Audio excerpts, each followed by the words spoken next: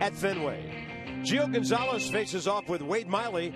It's the series finale, a salvage operation in Boston.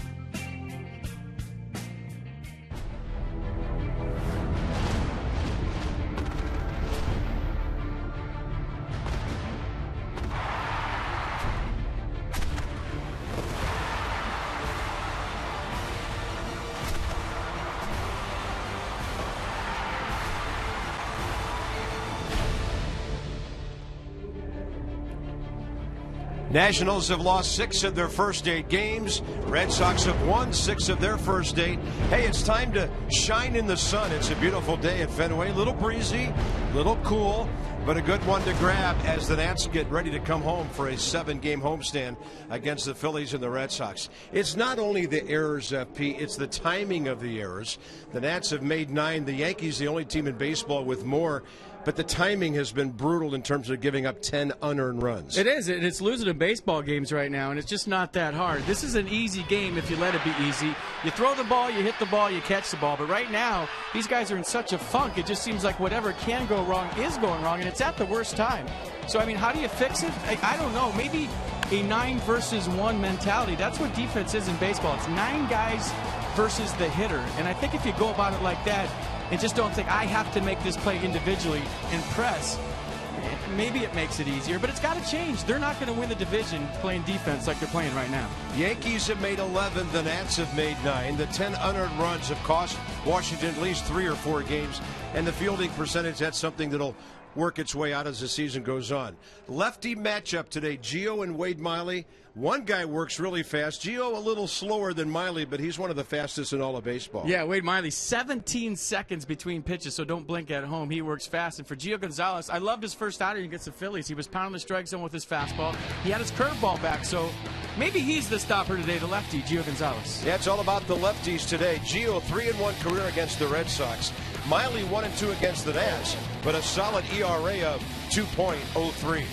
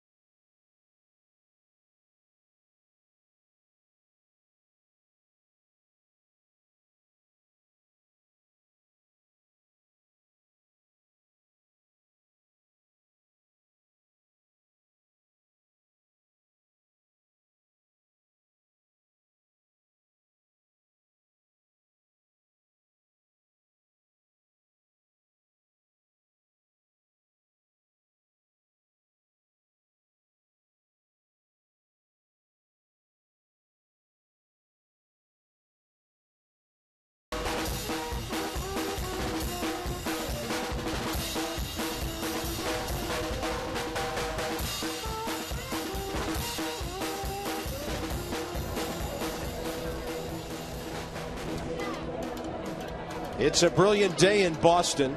Clear skies, low 60s. Breeze has settled down, and it's a day to remember as well. We'll have a remembrance of the 2-year anniversary of the Boston Marathon bombing. And Boston strong, the theme here today, and the Nats hope they can be strong against this very solid Red Sox ball club as well. So it's 63, humidity 22%. There's been virtually no humidity in Beantown for this series. The winds are just kind of gently blowing. Forecast, I love it. Perfect day for baseball. We didn't have time to type in "and a Nationals win." So here's Dan with our Coons.com sideline report. When you're talking Cars, you're talking Coons. And Dan, how about Escobar with that 7-game hitting streak back in the leadoff spot? Bob, FP mentioned yesterday how pleased hitting coach Rick Shue has been with the work ethic that Yunel Escobar has shown in his time with the Nationals. But in a more general sense, the Nationals are thrilled with how Escobar has been willing to do whatever the team needs for him early on, especially with the injuries that this Nationals ball club is dealing with. Matt Williams today complimented Escobar for his willingness to play second, to play third, to hit anywhere in the lineup that he's slotted. He's been willing to do anything to help us win, Williams said, and there's nothing more you can ask. Everybody wearing number 42 today for Jackie Robinson Day all around baseball.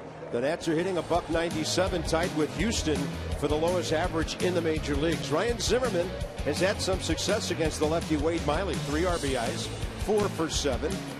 Other notables in the lineup: Tyler Moore, 3 for 8 with a home run. Dan Uggla, 2 for 7 with a home run. So some of the right-handed bats stacking the Nats lineup today. And here's Wade Miley, 6th career start against Washington. You got a good fastball. It'll touch 95. It'll sit at 92 miles an hour. Kind of a rolling slider to go with it. Occasional curveball, and he throws that changeup at 82 18% of the time. Last start was Friday night against the Yankees. Gave up 2 earned runs on 4 hits over 5 1/3. Struck out 6, walked 2 Yankees. And he didn't allow a base run until the bottom of the 4th inning. And like we said in the open, folks, he works fast. His first start this year, 16.1 seconds between pitches. And he actually had a start this year in spring training against the Pirates. Get this, Carp, 17 seconds between pitches. They estimated that it could have been a complete game in just 34 minutes. Well, everybody must have been swinging early in the count for that one. Let's go inside the numbers with Jeep, and there you see all the totals. Doug Fister a little quicker. Ari Dickey pretty much throws with the same grip the whole game. And then Mark Burley, he's always been crazy about that. So here we go. Escobar in this series, 3 for 9, hitting .313 for the Nats, and 10 for 28 over his 7-game hitting streak. He's 1 for 5 career against Wade Miley. 28-year-old left-hander ready. First pitch low, underway. We are here in Boston with Paul Schreiber behind the plate. 1:38 first pitch. Crew chief Jim Reynolds over at third. Manny Gonzalez second. Clint Fagan at first base.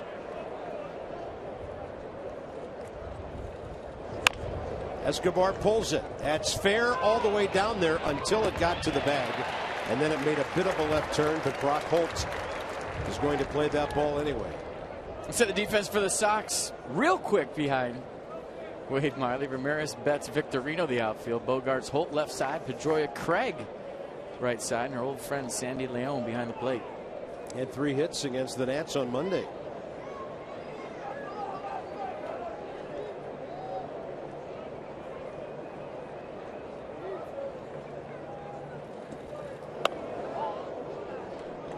It's 93, low and inside. Counts even, 2-2. Escobar looking for his first Nats RBI. Inside out swing, and it'll get out of play down in that short corner. This is where that 1 foot in the batter's box rule really gets tough for hitters. You got a guy that works this fast. Maybe last year you slow him down and try to break up his rhythm. This year you can't. Yeah, only if you swing on the previous pitch. Here's Escobar working another count. He has walked 3 times, so coupled with his 10 hits, on base 13 times in 8 games. Just missed. What a take that was. And he sprints to first base. I like it. Pretty close pitch here. You know, Escobar leading this one off with a walk, and I like the sprint to first. He gets rid of the shin guard and then just takes off. Maybe setting the tone for the 8 guys behind him. I love it.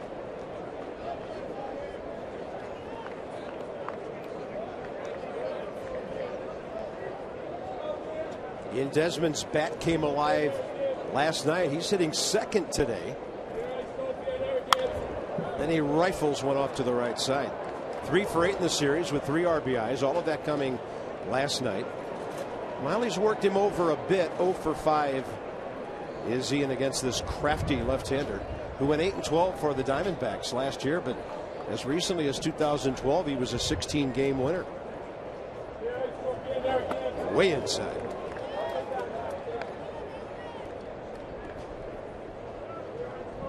Likes Fenway.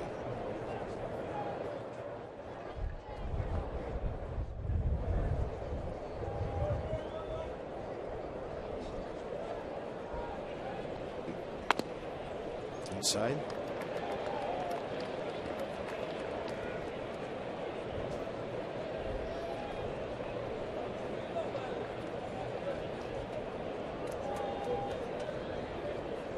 Desmond got his batting average up to 200 last night. And he slams that one off Sandy Leon.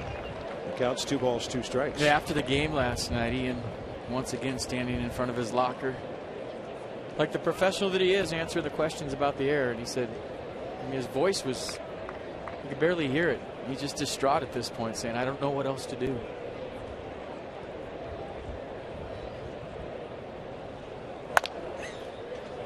Go out and play all you can do at the big league level. Yeah. And Ian, maybe in tribute to Jackie Robinson, wearing the pants legs up. A lot of guys will do that on this day. Even Bob Henley over at third base looking Robinson-like.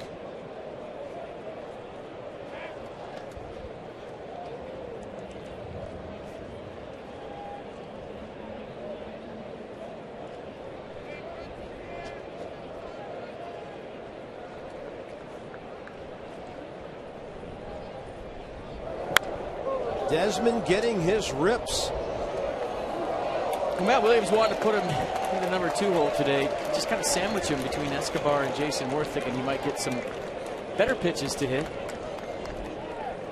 That's what the skipper said before the game. Pretty good at bat here. And Desmond breaks his bat. Oh man, the barrel flew right by the mound. Wade Miley moving over toward first base as that thing flashed within about 8 feet of him on its way towards short. Escobar to second, 1 out. That's a severe fracture, folks. That thing helicoptering right past Wade Miley. Look out. There's Jason Worth. Even though that was a broken bat, and even though that wasn't a base hit for Ian Desmond, those are the kind of at-bats you're looking for right now. Making somebody work. A productive out, getting Escobar in a scoring position. Good at-bats don't always have to end in a hit. Worth 2 for 10 career against Miley with an RBI. Escobar getting a good secondary lead out there as Pedroia plays deep. And then Bogart's way over in a shortstop full position. And Jason Worth, as he often does, requesting the umpire with a left-hander pitching to move over to the other side.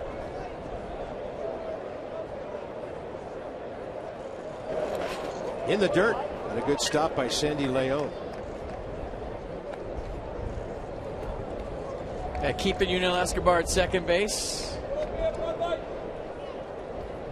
He didn't really block it, he just caught it on a hop. It's so huge for the Nationals to score first.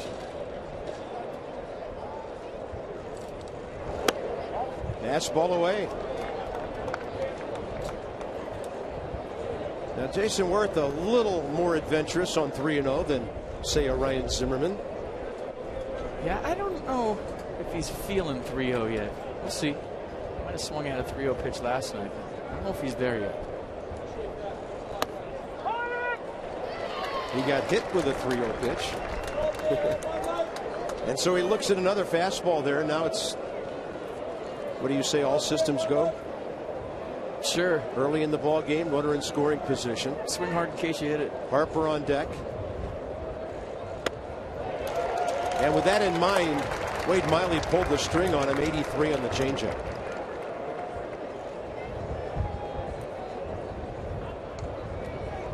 Worth 0 for 7 his first 2 games and hit by that pitch last night. He hits one hard to deep right field. Victorino going back. He's got it. Escobar tags, goes to third. He'll round the bag a bit. And Shane Victorino had to go long for that one. Well, good at bat by Jason Worth. Gets to a full count. Stays on the fastball and gets one up and hits it hard. And Shane Victorino altering his route right there, maybe because of the wind. It swirls here at Fenway Park, so he kind of overran it, made the adjustment. Escobar had a turn thinking about scoring. That's one part of Fenway Park that does not reward hitters. Deep right center from 380 to 420 out there. And here's Bryce Harper, 2 for 3 career against the man he beat out for Rookie of the Year 3 years ago. Bryce had 112 votes and Miley had 105. Todd Frazier of the Reds finished 3rd that year. Miley would go on that season to win 16 games for the D-backs.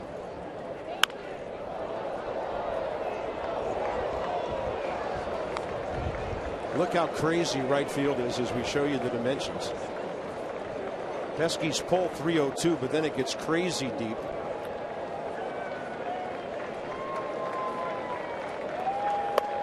Three years ago, Bryce homered into those seats out by the 420 mark over the Sox bullpen. Robbed of a homer in this series already by Mookie Betts. And he takes the fastball inside, 3-2. Kind of cut that fastball back, started it off the plate in, and had a little run back to it. Check this out, where it starts and where it finishes. Nissan on the pitch track. And a 2-2 coming.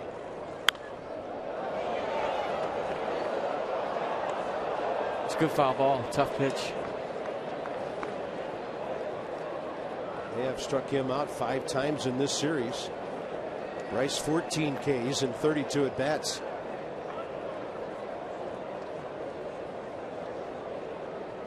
Contact there, and that's hit a ton out to center. Betts going back. It is over his head off the wall, and Bryce Harper goes about 400 straight away to put the Nats on top.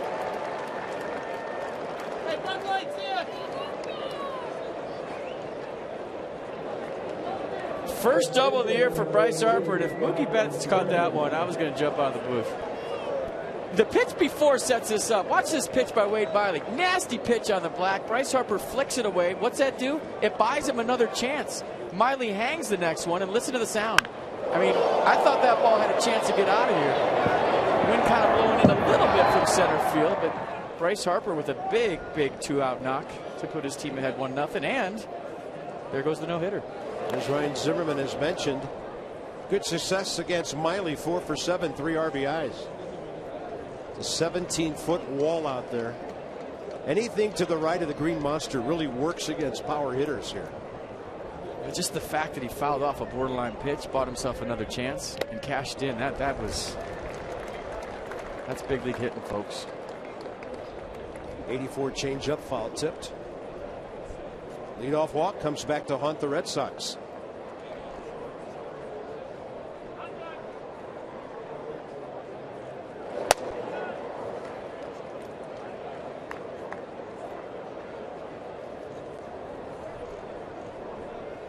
So I have 4 good at-bats already. I talked about the Desmond at-bat. He was up there a while, right? Made him work. Leadoff walk, good at-bat. Jason Worth, 3-2. Hit a bolt to right field, got robbed. And then Bryce Harper. So that's 4 quality at-bats to start this game up for the Nats.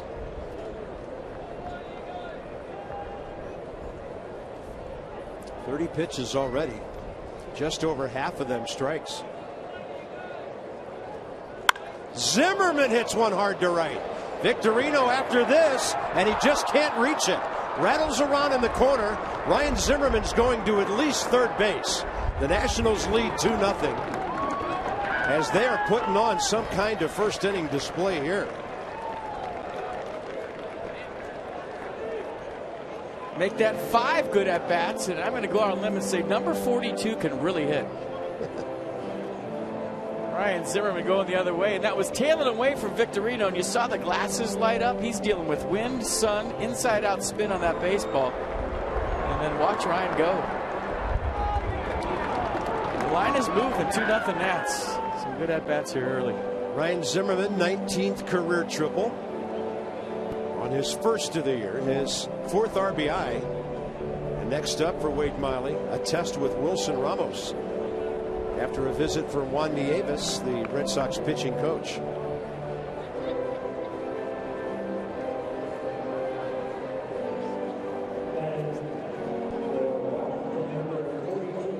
Wilson in the series 0 for 4 yesterday. He did have an RBI ground ball. 2 for 3 career against Miley.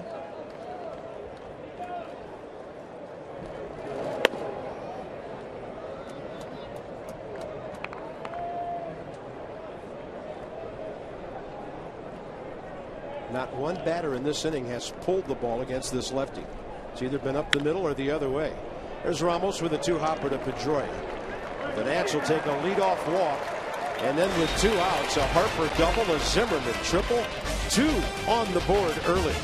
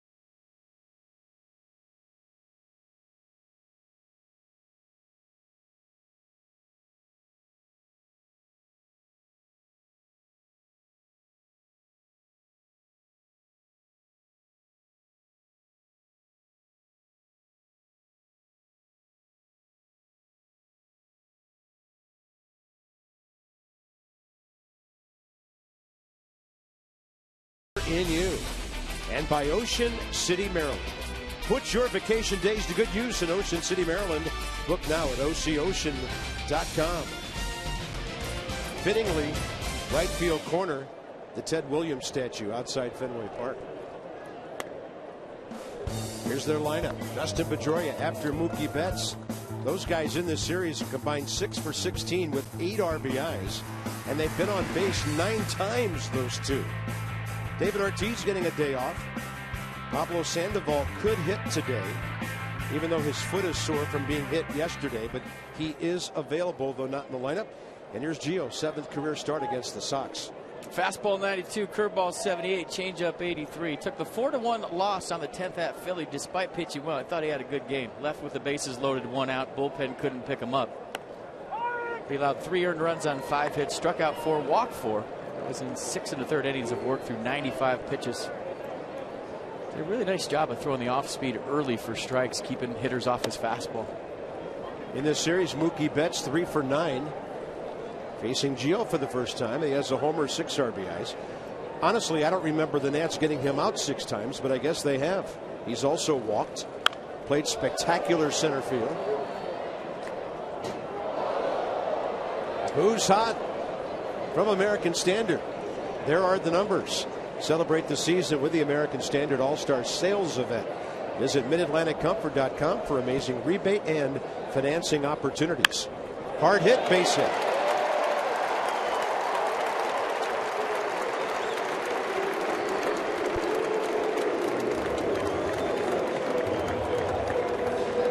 Just another another hit for Mookie Betts. Let's hit the defense for the Nats today. More Taylor Harper, your outfield. Desmond Escobar, left side. Dan Uggla getting the start at second base today. Zimmerman at first. And Wilson Ramos once again behind the dish. There he is.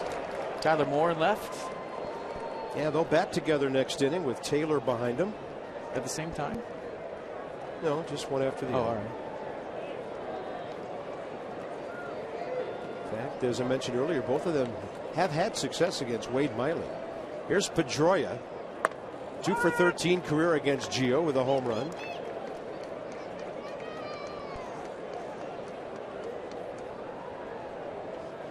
I think early outs in the count for Gio key today. This is a ball club that'll really make you work. Right side. Uggla to Desmond. Ian the relay. No chance. Ian Desmond had to reach a little bit for that first throw. Tough in between hop for Dan Uggla and everything that's gone on here in this series. He makes a nice play. Good feed to Desmond, who's very deliberate in the catch and deliberate in the throw. And the speed of Pedroia beats it. So 42 to 42 to 42. Gets the force out at second.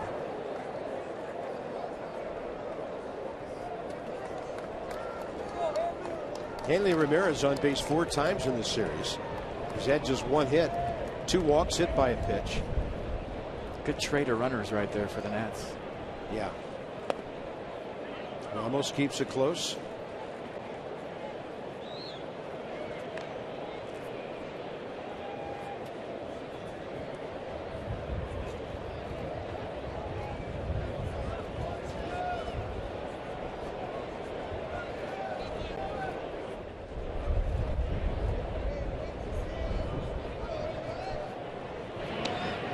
And you can hear the breeze picking up a little bit through our headsets up here. Coming in from left field right now. I've never seen a ballpark in 3 games, Carp, where every time I look up at the flag, it's doing something different. And they say the wind swirls here at Fenway, and it's no joke. That ball laced out to center. Taylor back to grab it. That ball seemed to have another gear when it got out there, and Michael covered it well. 2 down. Good adjustment by Michael Taylor. Kind of realized what you were talking about, that it had another gear, and he gave with the baseball nicely. Yeah, maybe that little breeze that kicked up helped the Nats a bit on that one. Here's Alan Craig. He came over here at the deadline last year and hit just a $128 for the Red Sox in 29 games. They finished 25 games behind the Orioles. 20 under 500, a very un-Boston-like season. After they had won the whole thing the year before.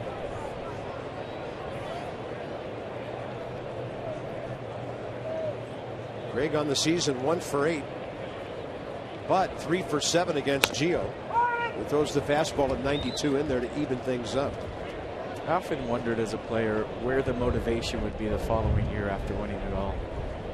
I guess from personal pride standpoint, putting up your numbers and making money, it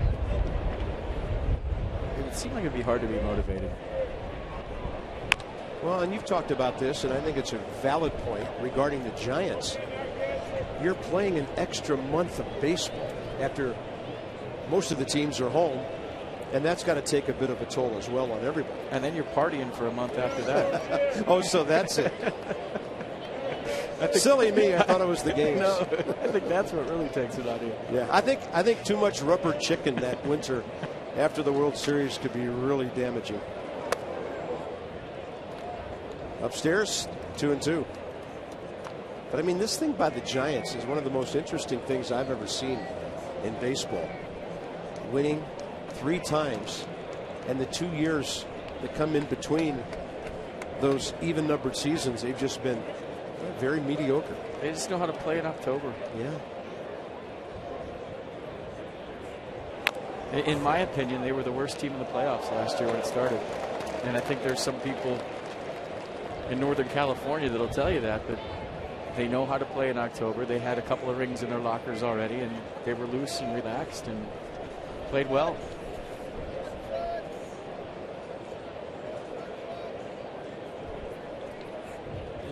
Red Sox have turned that whole thing around, winning in 04, 07, and 13. Gio turning one over on the right-handed batter. Leadoff single, not a problem. 2-run lead to work with, and Gonzalez gets through the first. And getaway day, the salvage operation, off to a good start in Boston.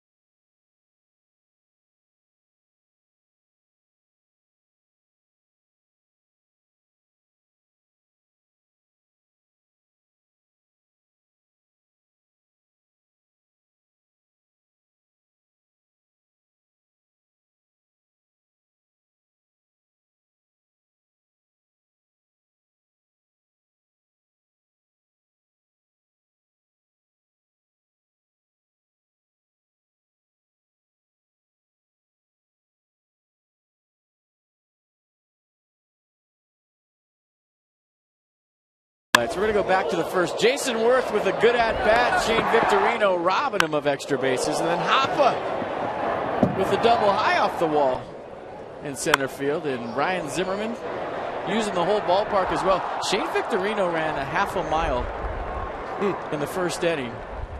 So did the Nats. So did the Nats. Yeah, he doesn't play that ball like he did on Worth. It could have been an amazing inning. So here we go, top second, Tyler Moore. 3 for 8 career against Miley. Looking for his first base hit of the season. He's drawn a couple of walks.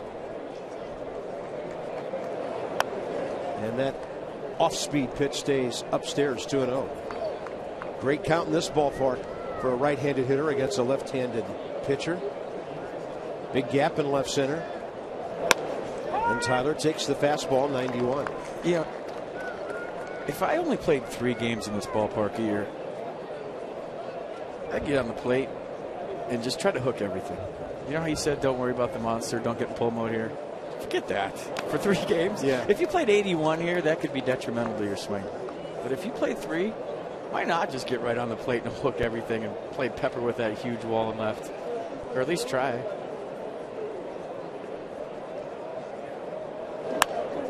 Tyler Moore with a nice rip. I remember back in the 80s, the Red Sox had a really good left-hander by the name of Bruce Hurst. And he used to pitch as well in this ballpark as he did on the road by busting right-handers in and then going away. Tyler Moore, a shot to right. Victorino back for that one. The Nats are going to put him on every highlight reel around baseball tonight. And Tyler Moore cannot buy his first hit of the year. You remember he was robbed by Daniel Murphy on a pinch hit ground ball up the middle. And now he hits one as hard as you can hit one to right field. And Shane Victorino, realizing after the first inning the ball is carrying to right, gets on his horse again to make another running catch. That's a good angle right there. I love that. Off speed now to Uggla, who is geared up for something. I know that Dwight Evans had a great arm, maybe the best ever in right field in this ballpark. Does he get to all 3 of those like Victorino? Yep, and he throws a cannon shot in after all. Throw. And this one by Uggla, pretty deep to right center. Wynn pushing it further to the gap, and Mookie Betts will rapture. I'll read this one today. When the Nationals win, everyone wins. I haven't gotten to 7 yet. Season long. You did last night. Oh, yeah. The Nationals win and score 7 or more runs. You get 50% off regular menu prices. Online orders at papajohns.com or any promo code NATS50. Better ingredients, better pizza, Papa John's. I've been hanging out with Drew Storm too much. I already forgot about yesterday. As I say, get on the plate and hook everything. Everyone's hitting bombs to right. Yeah. That's why I'm a former hitting coach.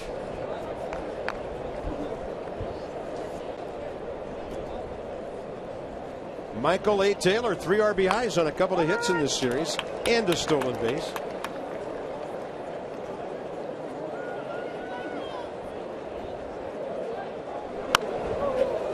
Miley is working fast.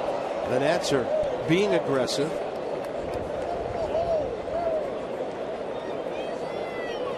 He's ready again. Strikes out Michael Taylor. So 2 bombs to right and center. Nats nothing to show for it against the lefty that time.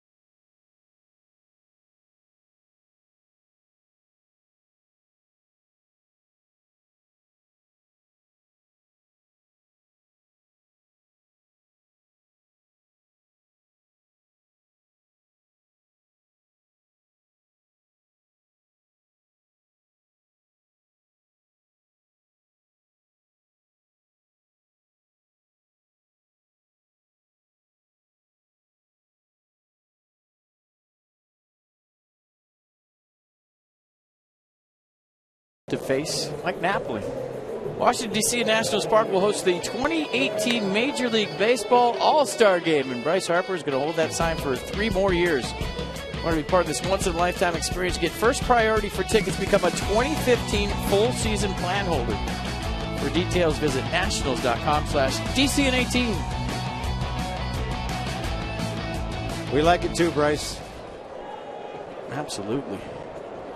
Napoli, Victorino, Bogarts.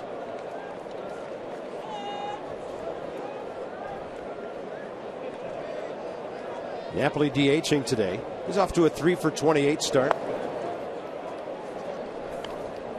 2 hits, though, in this series. He's faced Gio Gonzalez 10 times. 2 hits, a home run. And that ball is crushed to center. Taylor going back. Off his glove. That's going to be 3 bags. Michael ran to a spot. When he turned around, he was a little offline. That's just because you have all the elements going on here today, and the flag all of a sudden is blowing from left field to right field, and you watch the ball be pushed away from Michael Taylor because of the wind.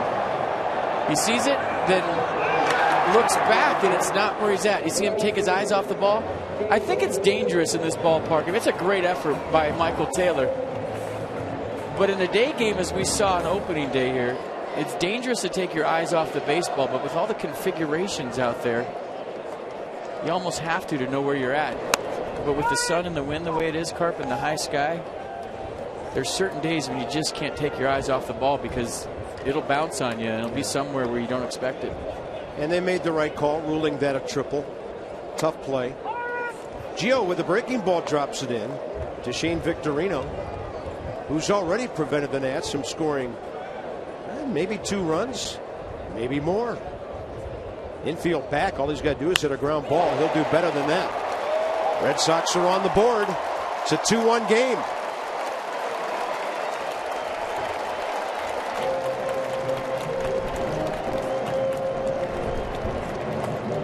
Shane Victorino's second RBI of the year, and that breaks on 0 for 15 that he was in the middle of. That'll bring in the shortstop, Xander Bogaerts.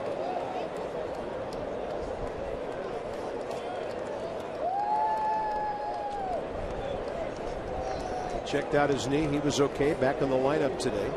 22-year-old from Aruba.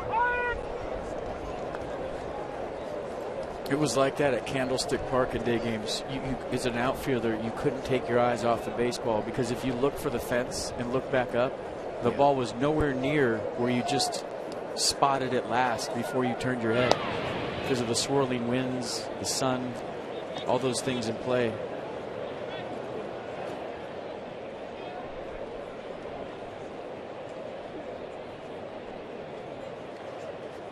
And today here is a little bit like that place. And he was maybe 2 inches from catching that ball. Hit the heel of his glove. Escobar decided to throw to first, and then he throws it away. He knew he had no play at second, and that was way offline. And now the Nationals' 10th error of the year puts runners at second and third. I mean, the errors have been on easy plays. Just rushes the throw, three-quarter release, ball sails on him.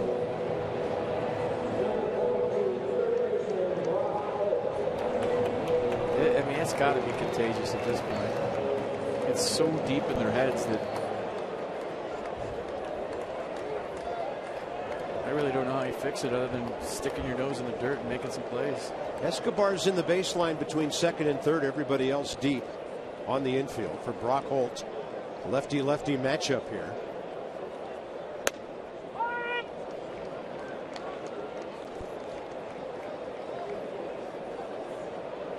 Nationals have made 5 errors in this series, but that's only about half of the defensive things that have gone wrong.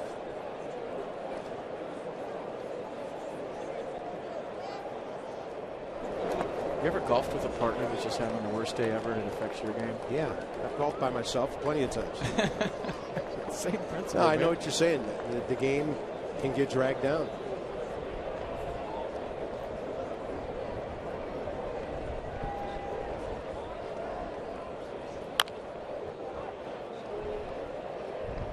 And, you know, it's hard to watch for fans. It's hard to watch if you're Matt Williams right now. But if you're on the mound and you're really busting your tail out there and you feel like you have your good stuff and you don't have the confidence that a routine play is going to be made behind you, I don't know, but I would have to think that's one of the worst feelings you can have as a pitcher. 1-2 pitch. To a changeup to the left-handed batter that dove down and in off the plate. 2-2.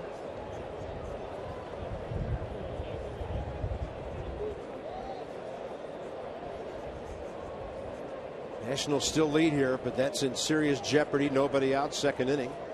Red Sox 3 hits already. Line drive to Escobar. Nobody could get over to second to cover behind Bogaerts. Badly needed first out. How about that for some scouting? A line drive to a guy playing out of position. Yeah, good call. Yeah, I talked to Udell before the game today, and he said he likes to play shallow at third base. He feels more comfortable with the ball just getting to him quickly. Not that he doesn't have the arm to play deep. Just early on in his third base career, he likes to play a little bit more shallow than the average third baseman. See him walking up into the line right now. I don't think Sandy Leon's going to bunt. He's 0 for 1 right-handed. Takes a big rip at his former battery mate right there. They own this series 3 for 4 with an RBI. On the season 3 for 8. 25-year-old catcher out of Maracaibo, Venezuela. That signed him as an undrafted free agent 8 years ago. Traded to the Red Sox March 30th. bounce it is short. That'll score a run. Desmond to Zimmerman for the second out. Game is tied. Good at bat by Leon. Take what the defense gives you. Matt Williams early in the game decided to play back because he doesn't want a big inning, and that's absolutely the right move. And a good at bat by the Red Sox catcher. So no matter what happens this inning, only one run will be earned. Top of the order, Mookie Betts.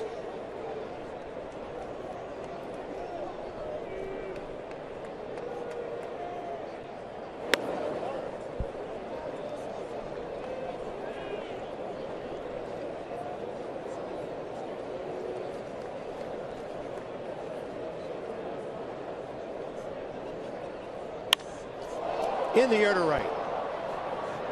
Wynn's going to move this a bit on Bryce Harper. He's there. And Gio Gonzalez, a solid job to battle out of what could have been a big, big Red Sox inning.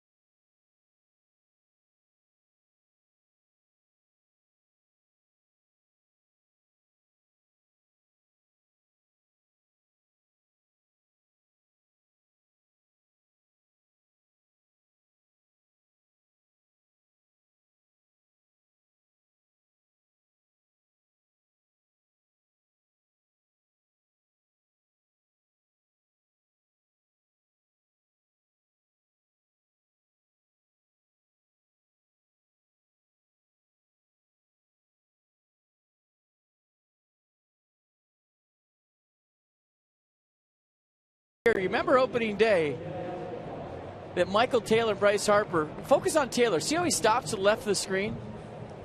You remember on opening day when they dropped that ball, I felt like Michael Taylor wandered all the way into right field. And for those of you that don't know, the center fielder is the quarterback. If he calls it, you peel off. And I think just by Bryce seeing Michael Taylor out of the corner of his eye and knowing that he has priority is why Bryce peeled off, Taylor peeled off, and the ball dropped. You saw in that replay that Michael Taylor just took a couple of steps, stopped, and let Bryce have it. So adjustments. Yep. Wade Miley. Talk about communication. Had a 12-pitch second inning. He faces Escobar, who he walked first time up. And jammed just enough.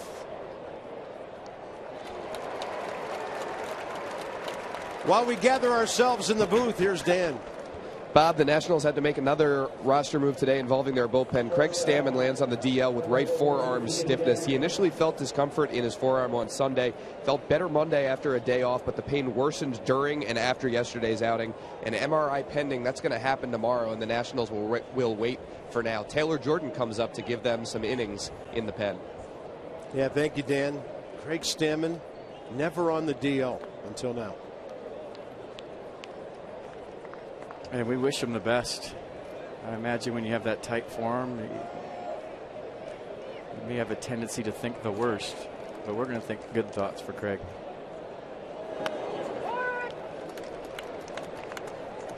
Ian Desmond extended at bat first time, broke his bat eventually on a ground ball to second.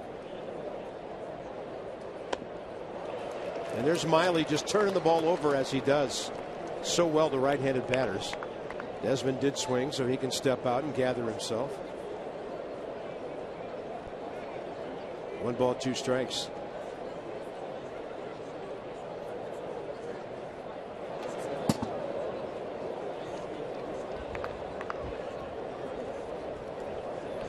So Stammen joins the list with another pitcher, Casey Janssen. Denard Span getting closer. Anthony Rendon getting closer. Jason Worth back for his third game. And there it goes. See you later. Ian Desmond bombing one way over the Green Monster. Off the advertising sign at the top of the seats up there. His first of the year. The Nats are back on top. Old days, that's out of Fenway. That sign kept it in the park. That ball was hit on the street. Or would have been. That was a launch. So the Nats answered quickly in the top half of the third on the first home run of the year by Ian Desmond. 92nd of his career.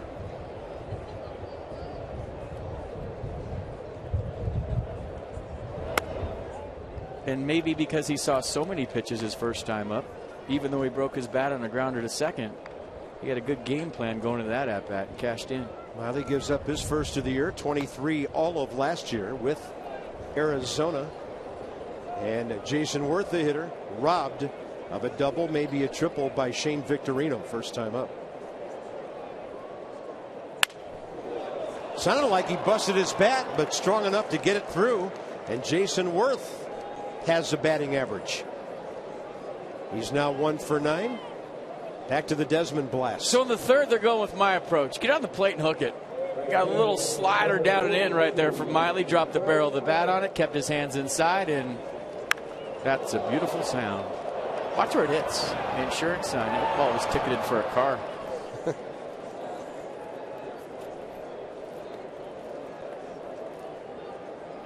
Here's Bryce Harper, who had a great at bat first time. As FP mentioned, fought off a borderline pitch away and then took one dead center for an RBI double.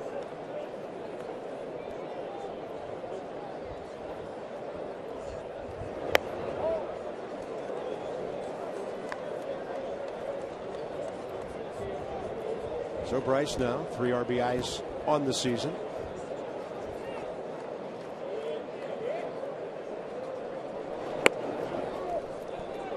Two and one.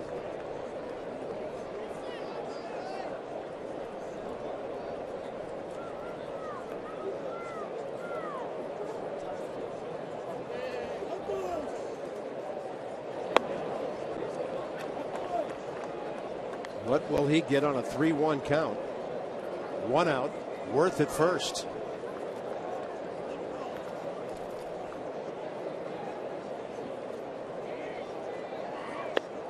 He got a breaking ball down and away. 2 on, 1 out.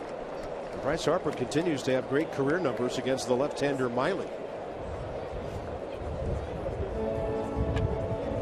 Another visit from Juan Nieves, the pitching coach.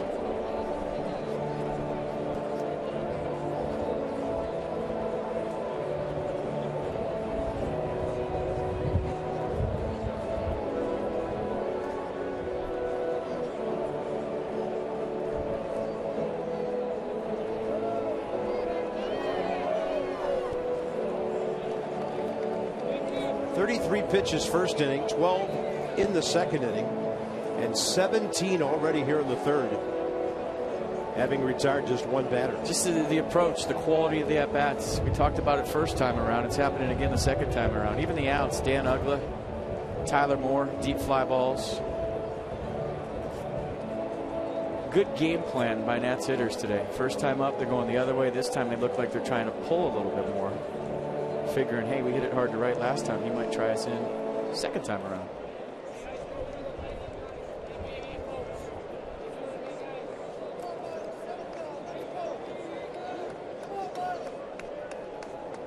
And Zimmerman rewarded for his approach, triple the other way.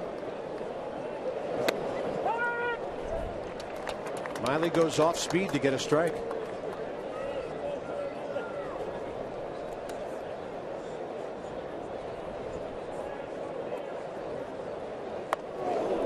Turns Ryan around with that heater.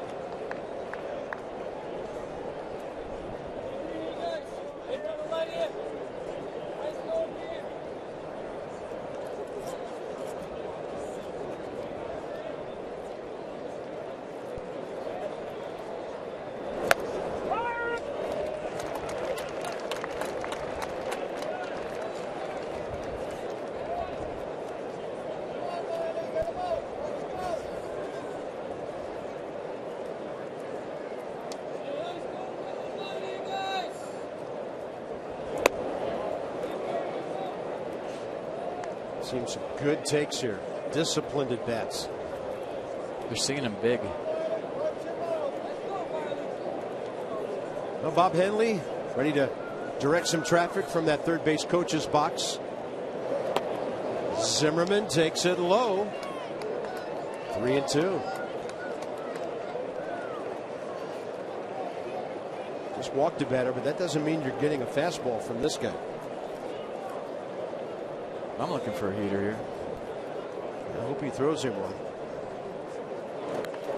And that 85 on the changeup bounces way out in front of Sandy Leon. The bases are loaded.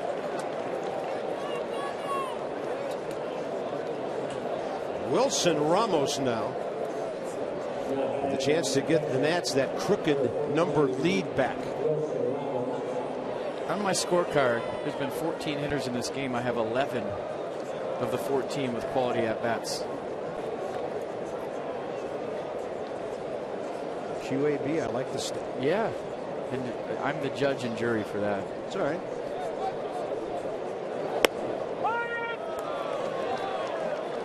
Ramos didn't like the call, thought it was down. Yeah, he's looking for something to elevate.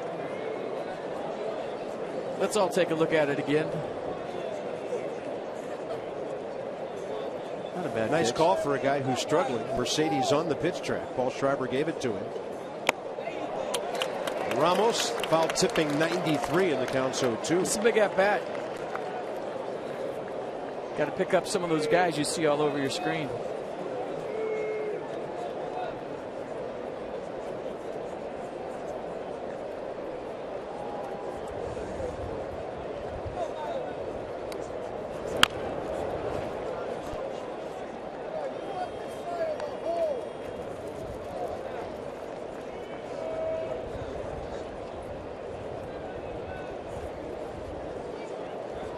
Generally in these situations, Wilson likes to get his hands inside the ball and go the other way, but Wade Miley's throwing that slider down in, trying to get a ground ball. Punch out ground ball is what Miley's thinking. Ramos thinking fly ball to center.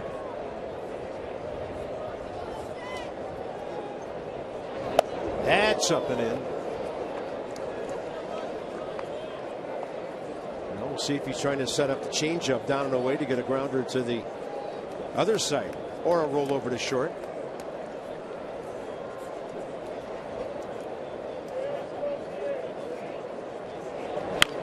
Ramos a foul, hit his foot. How many times has Wilson gone with the high socks? I don't remember too often him sporting the uni like that. I like the look for him like that. Yeah. It's tough for a Buffalo to have long pants.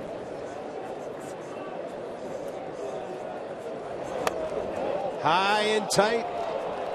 Good take. A tough pitch to take. Miley wanted it, but we'll see what pitch track has to say. It was a ball. Just a tough one to let go by, and now Wilson Ramos has another chance.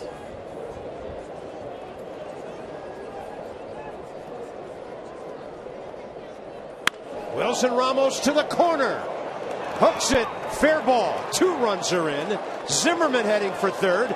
Bob Henley will send him with Hanley Ramirez playing way off the line, and Wilson Ramos clears the bases.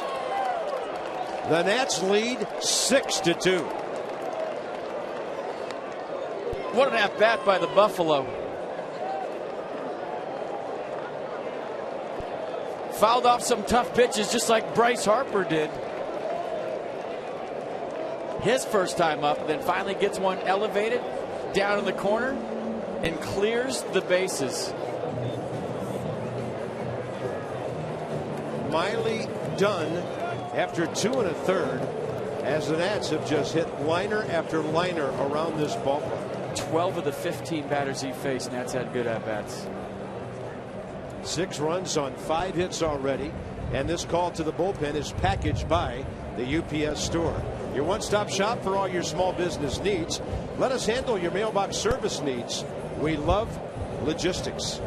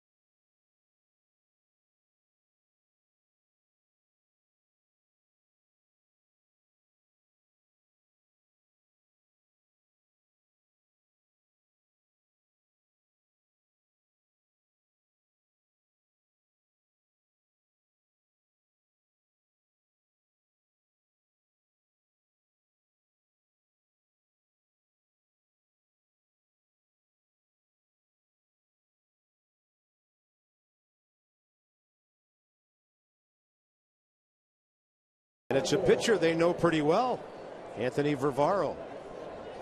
Last 4 seasons with Atlanta, started his big league career with Seattle. 30 years of age now, from Staten Island originally. Yeah, plus changeup. Throws it 33% of the time, 85 miles an hour. 4th game of the year. ERA perfect. Righties hitting well against him. 1,000. Tyler Moore outside, and Tyler 2 for 3 career against the former Braves right-hander.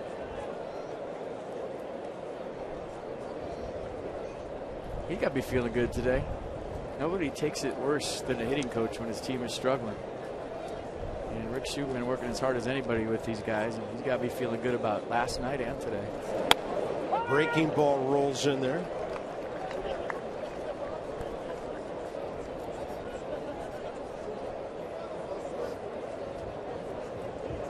Still just 1 out here in the 3rd.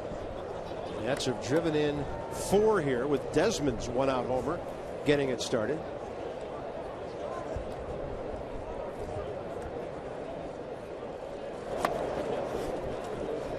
And that's 92 outside. Talking to Tyler Moore last night after the game, he says, got to get that first knock. Almost had it his first time up. Yeah, Victorino robbed him.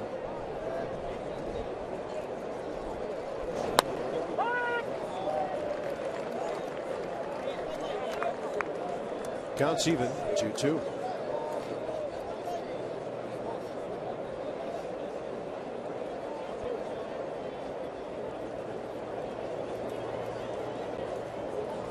Nationals have scored 17 runs in this series now.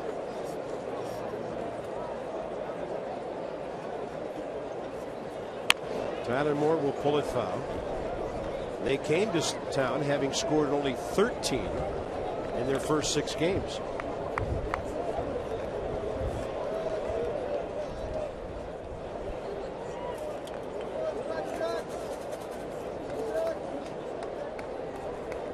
Well, things are looking up. They're swinging the bats better, and you know the help is on the way. And when they get their full lineup together, it's going to be a deep lineup. Tyler Moore with a foul tip, and he's down for the 2nd out. Check this out, folks. When I said relax yesterday, maybe that's what the lineup looks like with everybody back. And by my accounts, that's a pretty good lineup, pretty good offense that the National League is going to have to work through when they're all back together and all healthy. Right? Absolutely. I'd rather relax now, play good ball, than be home relaxing in October. That is encouraging, to say the least, just seeing that on the screen. Guys out there right now are battling, though.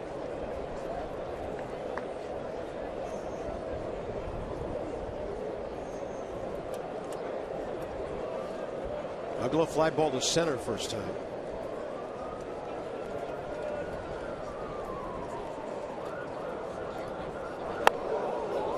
And the reason Wilson Ramos is able to drive home 3 runs to a corner that's only 310 feet away is because lefties play so far off the line here. Good take by Ugla. Could have went either way. He's locked in. Spit on that.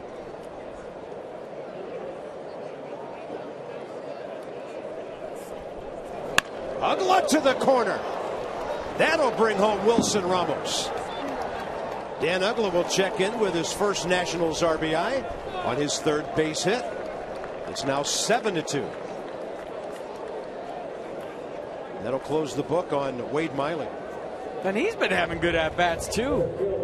Nothing to show in Philadelphia. Just missed a couple of balls to the wall. First time up, hit a deep fly ball to center, and there's the famous Dan Ugla helicopter finish, bolt down in the corner, and an RBI double with 2 outs. Nice piece of hitting by the Nats second baseman. Michael Taylor, now the 9th Nat to bat in this inning. The line is moving. By the way, that was Dan Ugla's first time facing Varvaro, an ex-teammate in Atlanta. Michael Taylor seeing the right-hander for the first time.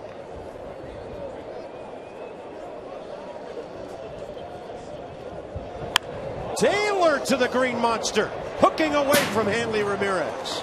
Ugla will score. He's going to have to hustle for 2, and he's in there, spikes first. And Michael Taylor has 7 RBIs. That ball was roasted. I don't think Hanley had a chance. This ball hit so hard, shot out of a cannon. It was supposed to be away, ran right back in his turbo zone. Bang. That's a good sound if you're a Nats fan. You're the scoreboard operator. He had to go, too. Another solid at-bat. And here's Escobar, who started the inning by flying out to center. 6 extra base hits for the Nats today.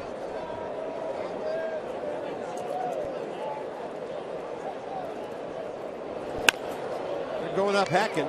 Escobar to the third baseman, Brock Holt. And a loud third inning comes to a close. The Nats will score 6 times. Ian Desmond way out of here over the green monster to start things off. And then Wilson Ramos, the big blow, bases clearing double.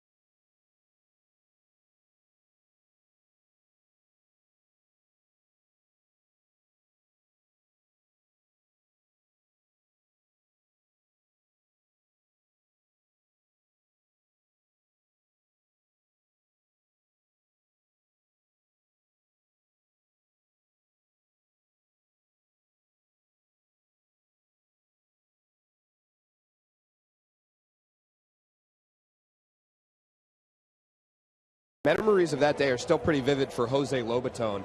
Then with the Rays, Lobaton was in town that day to play the Red Sox.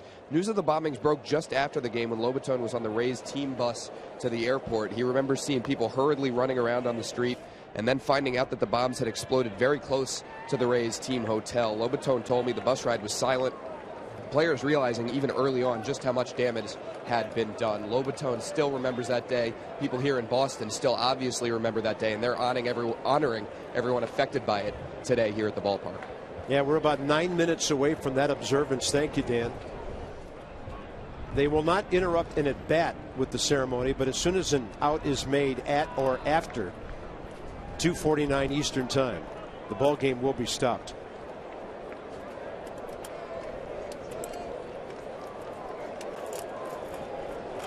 Gio back to work, working with a nice lead here. Dustin Pedroia, fielder's choice ground ball first time, followed by Hanley Ramirez and Alan Craig in Boston's bottom of the third. Gio first 2 innings, 30 pitches, 22 strikes.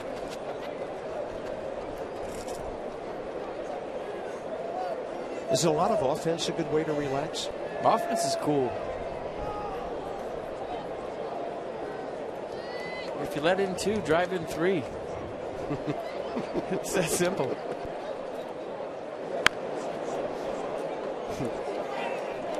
Ugly finder in the Nats dugout. Thing was rattling around in there. That dugout, in case you're wondering, is so old. If you get excited because one of your teammates hits a home run, you can, oh yeah, you hit your head on the top of the dugout. Clint Robinson, the final grab there. And Pedroia takes a fastball just outside.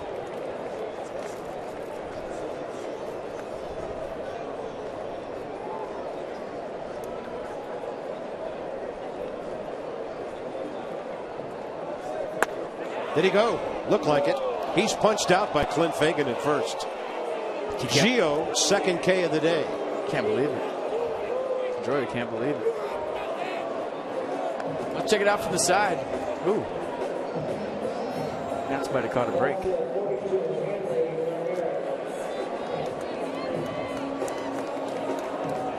Hanley Ramirez is next.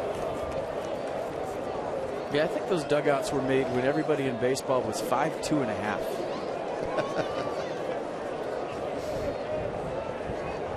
If you ever see George Will around the ballpark, bring up that subject with him. I had a chance to do a Q&A with some of our fans a couple of years ago with George. I mean, he was rattling off names and heights and weights of how ball players used to be built. It's amazing how much bigger these men are. You know, you think about the old dugout at Tiger Stadium and Wrigley Field. Oh, man. And you had that little metal thing on the top of your hat, too. So when you do pop up, that just goes into your skull, and it's instant concussion. The bat barely stays in play. Look out, Dan. On a foul ball. That was right at Mass and Dan. Look out, bro. Not in my house, he says. Coming at you, Mass and Dan. Take cover. Oh, ah. Never turned away. Still looking cool. Oh, that Got the shades on, too. Yeah, Looking you sharp. kept your cool during the Looking whole sharp. thing. That was awesome.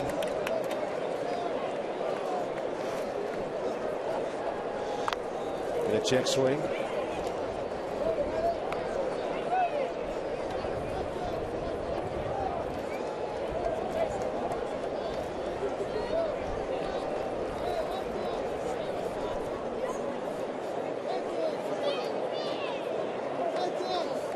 Ramirez lined out hard to center first time.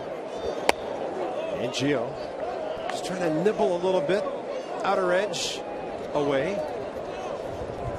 Down low, 2 balls, 2 strikes.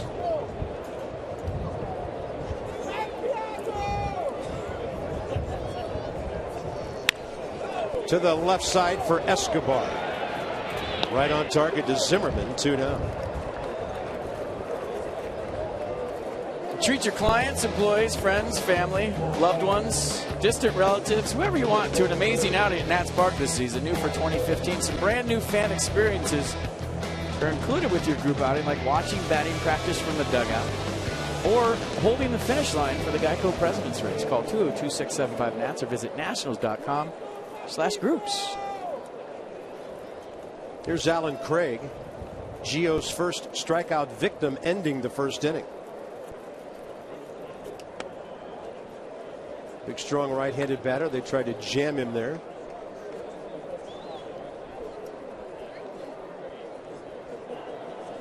Craig 1 for 9 on the season.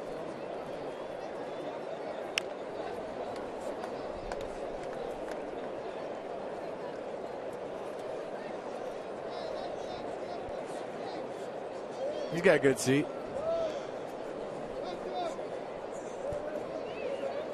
Is that a ground rule double if it goes in there? I don't know. Jason Worth is DHing today. Is he out there?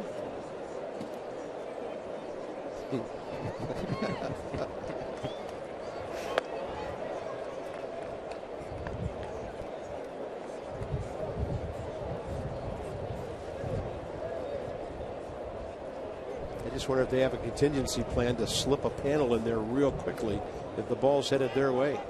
2-1 pitch. Broken bat. Escobar to his left. Not an easy hop.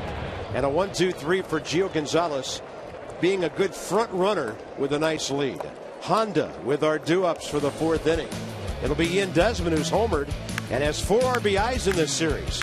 And then Worth and then Harper. Who knows who else the way this offense is cooking.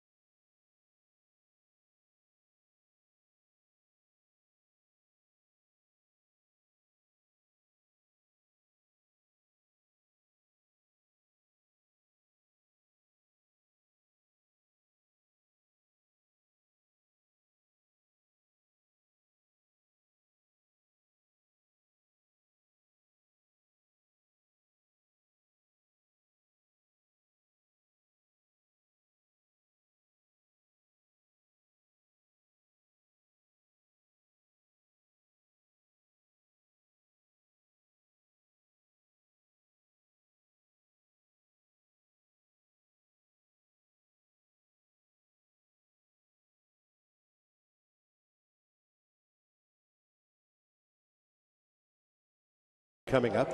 For the achiever in you, PNC Bank with our minor league report. Taylor Jordan recalled today. Been pitching well at Syracuse. It's time now for our observance of the 2-year anniversary of April 15th, 2013. Here's the PA guy, Bob Lobel. Were altered. All of us know of families whose hearts were shattered. Our mayor, the Honorable Martin J. Walsh, has asked us to stand together, feel together, and remember together those whom we lost on April 15th, 2013 at 2:49 p.m.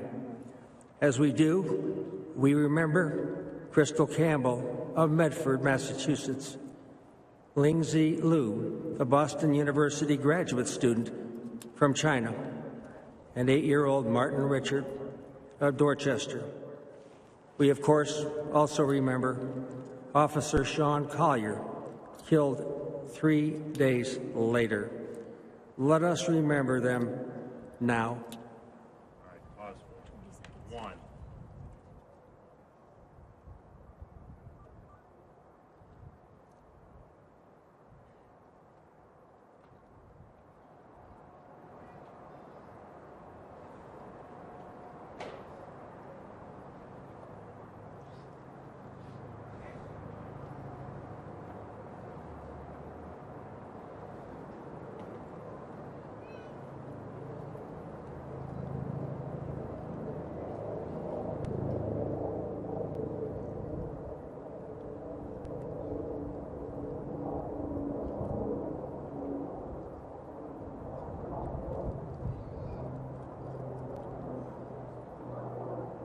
Ladies and gentlemen, we are one Boston. Ladies and gentlemen, we are Boston strong. Ladies and gentlemen, this is our city. Let's play ball.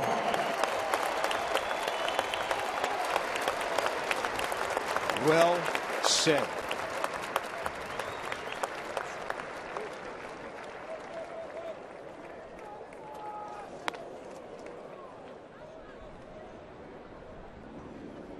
A lot of emotion in this ballpark at this very moment. Number 42, the shortstop. And Ian Desmond will lead off for the Nationals in the top of the 4th inning. How are you supposed to hit after that? Pitch, hit, play. Wow.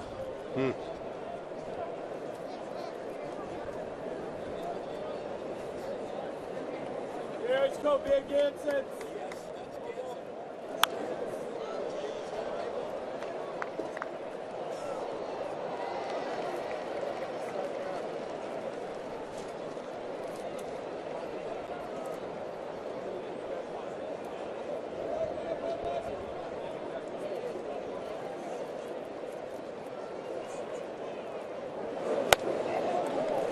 .91 upstairs from Anthony Favaro. Ian Desmond 1 for 2 today in the series. 4 for 10, a homer, 4 driven in. A loud bat awakening.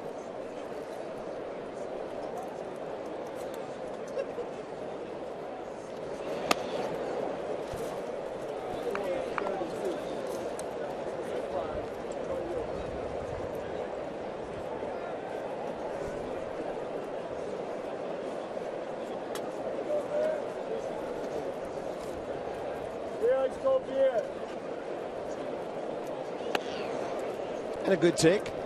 Gets the count back even, 2-2.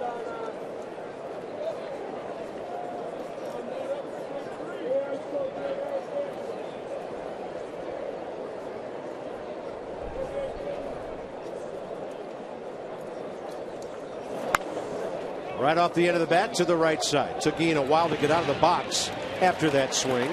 Craig to Favaro, first out, top of the 4th. Worth and Harper, the next 2.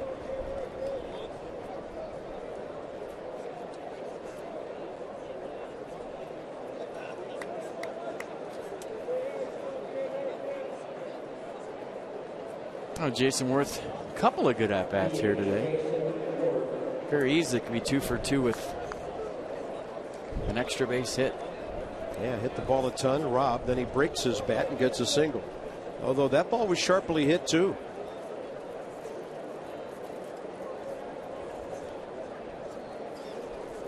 Worth 1 for 4 career against Varvaro, who delivers one inside.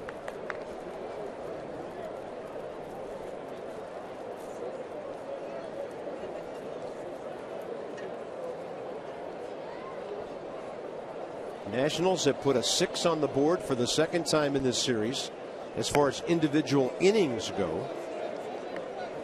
Hadn't had anything near that all season.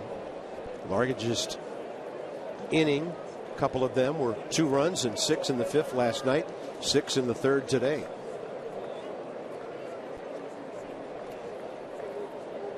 .2-0 and he was all over it. That was close. I almost dove across you there. No, you didn't. Yeah, I was. You'd be on the field right now. That's all right. There's a net down there. He'll catch me. 33rd year. There we are. And just to our left, Joe Castiglione, 33rd year as a Red Sox radio guy, and our old friend Dave O'Brien. That's in there. And strike 2 to Worth.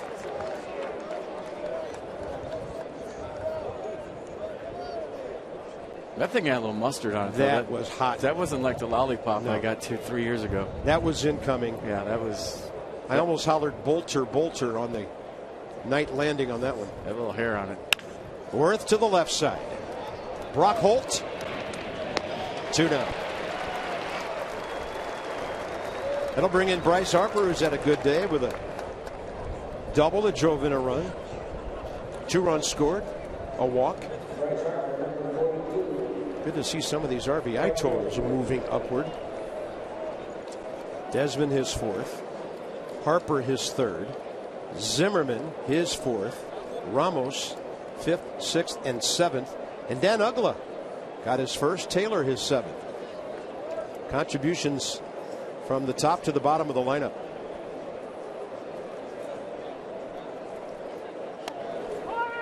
Breaking ball from the right-hander, Bryce Harper, 1 for 5 career against Varvaro.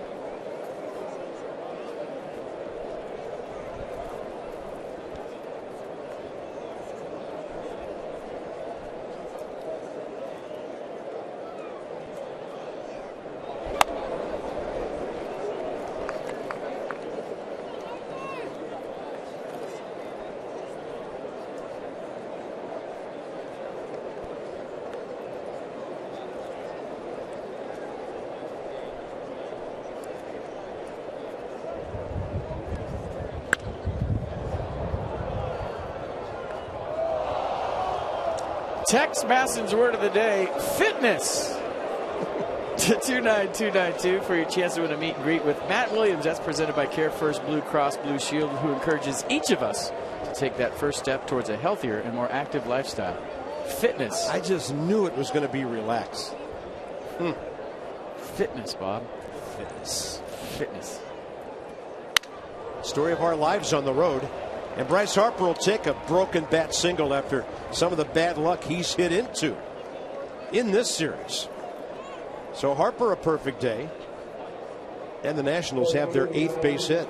Yeah, second time today bats died a hero. See the shards right there. Bryce Harper gets some good damage. Just enough to drop her in. I think Jason Worst bat died a hero his last time up. So take them all, boys. Here's Ryan Zimmerman, who's tripled the other way. He has walked and scored. And against Varvaro, 3 for 8 career.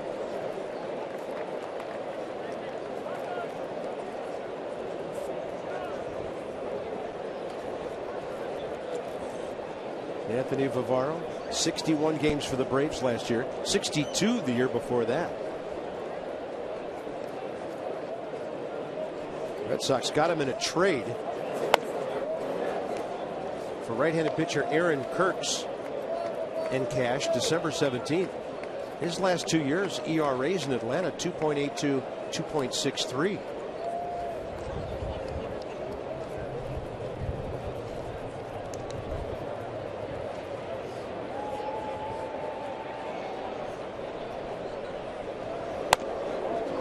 Ryan with a good take on a fastball up and away, gets the count in his favor.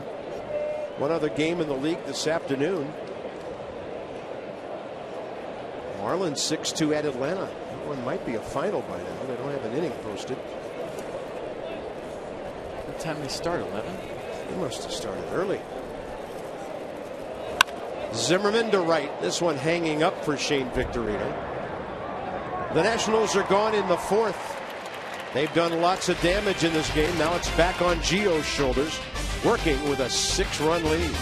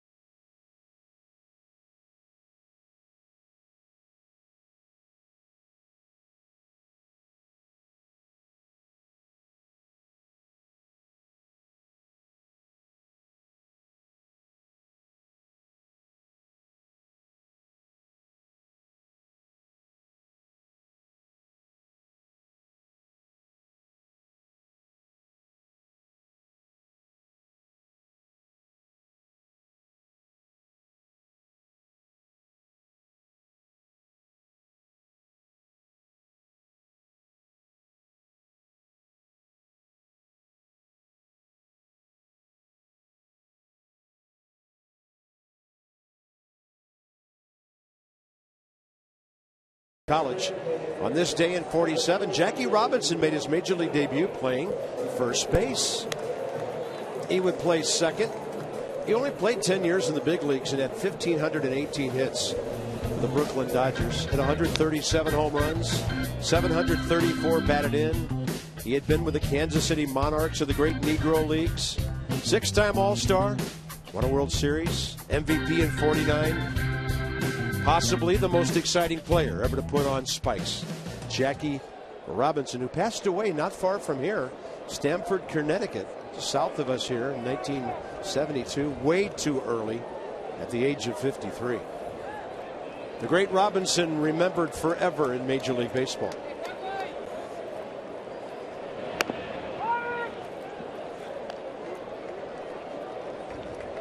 Mike Napoli for the Red Sox. Triple off the glove of Michael Taylor, first time up. Gio spins a nice breaking ball in there. 0-2. Yeah, stay with the game plan. Just don't lay it in there because you have a 6-run cushion. But pound that strike zone with all your pitches. 46 pitches, 32 strikes through 3. Hitting conditions about to get tough at Fenway. We're almost to the time when Monday's game started, and that was a little hairy for a while. Bob FP, Dan downstairs here at Fenway as the Nats and the Red Sox close out this series. Coming home to play the Phillies for 4 and then the Cardinals 3. It'll be Hamels and Pfister again tomorrow night. Well, Nat's got some good left-handed practice here today. He did.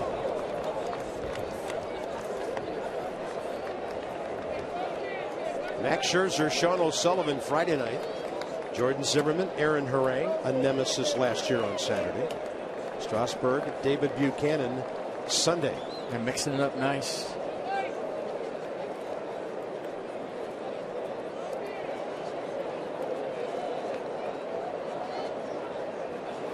Two, and he got it. 84, diving away from the right-handed batter. Gio's 3rd K. Yeah, doubled up on the changeups. Napoli fouled one off. Couldn't get this one. This was a beauty. Everything away to Mike Napoli, and he turns over the 84-mile-an-hour changeup to a pull swing. It looked like he had him maybe thinking about the inner half. Front side left early. Couldn't stay in there for the change. Nice pitch. Mercedes-Benz on the pitch track. A beauty. Here's Shane Victorino. who had an RBI single after the Napoli triple a couple of innings ago. And then Xander Bogaerts here in the fourth.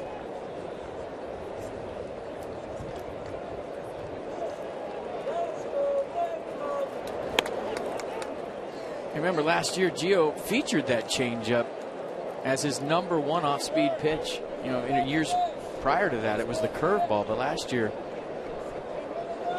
he threw that changeup 18% of the time, as opposed to in 2013, 10%. 2012, he only threw that changeup 8%. He used to be just fastball, curveball, but last year really leaned on that changeup, and it's a good one. 4-pitch walk to Victorino. In Gio's first start, he struck out for walk 4 against the Phillies. Join the Nats on Friday, April 17th, as they host Military Appreciation Day. It's part of the Patriotic Series presented by SAIC. All active duty, dependent reservists, and retired military members can receive 2 complimentary game tickets per military ID. That's while supplies last. Get them at Nats Park ticket windows on Potomac Avenue near the Blue Tent beginning at 4 p.m. Here's the shortstop Bogaerts. That's a good fastball to the outside edge.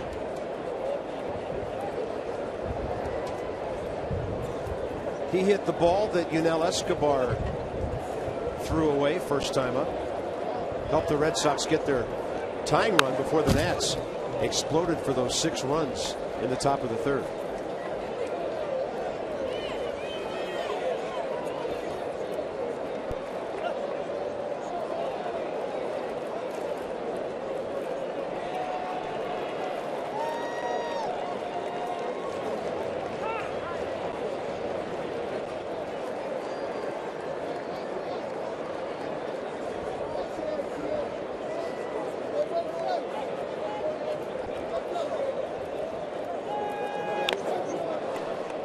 .79 on the curveball against the right-hander.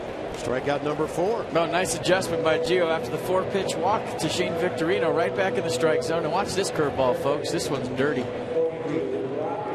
So a 3-pitch see ya to Xander Bogaerts. Thanks for coming. That'll bring up their third baseman, Brock Holt.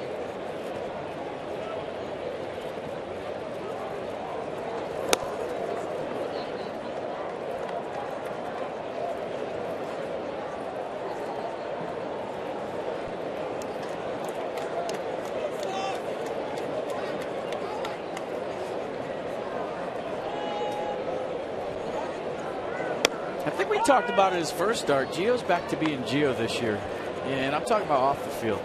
You remember last year during his starts, he'd have his headphones on the bus, really didn't talk to guys, and in the previous years it didn't matter if it was his day or not, he was always laughing and joking. And I don't know that I've ever seen Gio happier than he is right now, and I think that translates for a player. I mean, that's when your true athletic ability is able to come out. And I think the reason he was frustrated last year, because he was never really right. His shoulder was always barking. You know, he didn't have the stuff that he's used to having. Going out there, you know, 70% every out, whatever it is, you know, throw a number out there. But this year, he's a different dude, and so far you can see the difference in how he pitches too. He throws the big hook, and he struck out the side. Brock Holt overmatched by Gio Gonzalez. 5 Ks through 4, working well with a big lead. It's looking good for the Nats. In the middle of the middle innings now, we go to the 5th. First of all, the changeup to Napoli. Bogaerts, nasty. Here comes the hook.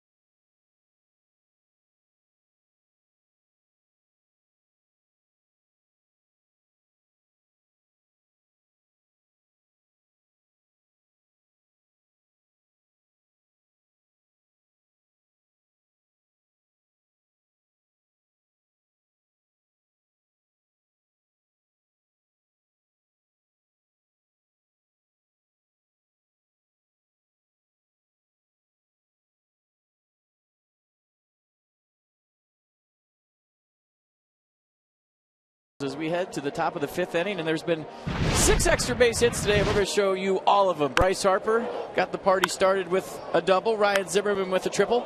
Ian Desmond with a homer. Wilson Ramos with a double. Dan Uggla with a double. Speed it up. Michael Taylor with a double. Hard to keep up. Well, you got to cut the highlights thin when there's so many extra base hits to show real quick. Nice. And here's Wilson Ramos, the only Nat who's ever homered against Anthony Vivaro. He'll hit a 2-hopper out to the shortstop, Bogarts. That's how the 5th inning gets underway. Tyler Moore and Dan Uggla to follow here in the 5th inning.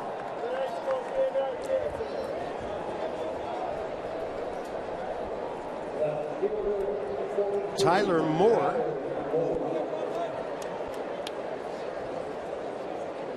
two for 4 against Vivaro. First batter he faced back in the 3rd, and he struck Tyler out. Tyler Moore needs a feel-good knock right here.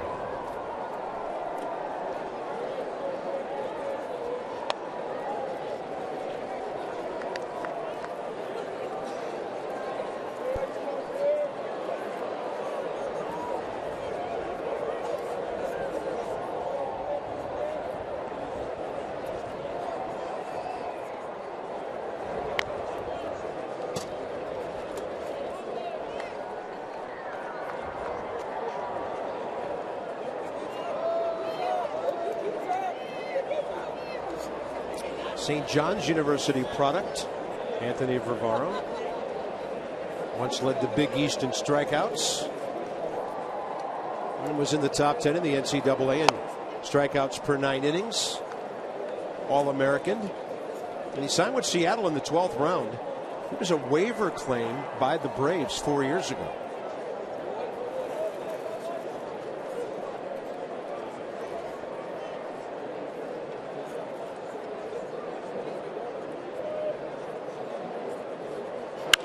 That ball's well hit. Tyler Moore, solid contact. First base hit of the year. There's his feel-good knock. Lined out to right his first time up, hit the ball right on the screws, and his 3rd time up. Tyler Moore, welcome to the 2015 season. Line drive right back up the middle, first knock of the year, and yes, you have an average. Love it.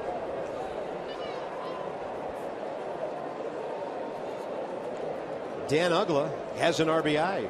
First as a Nat, last time up, a line drive, left field corner. Drove in Ramos, who had driven in 3. And Uggla goes up pumping.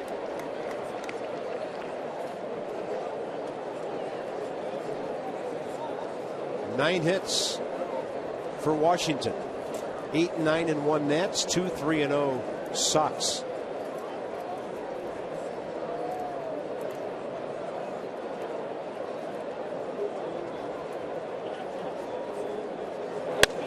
Right in there.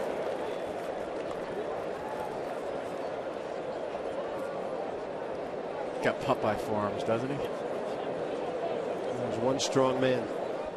He walks around with a sleeveless shirt in the clubhouse, and he's got some serious guns. But definitely Popeye forearms. 5'11", 210. Kentucky guy, born in Louisville. Played at the University of Memphis, where he was an All-American. He said they kind of played on campus in a makeshift baseball stadium that was attached to the football practice field. Mike Rizzo found him there and signed him for $1,000 back in '01 with Arizona.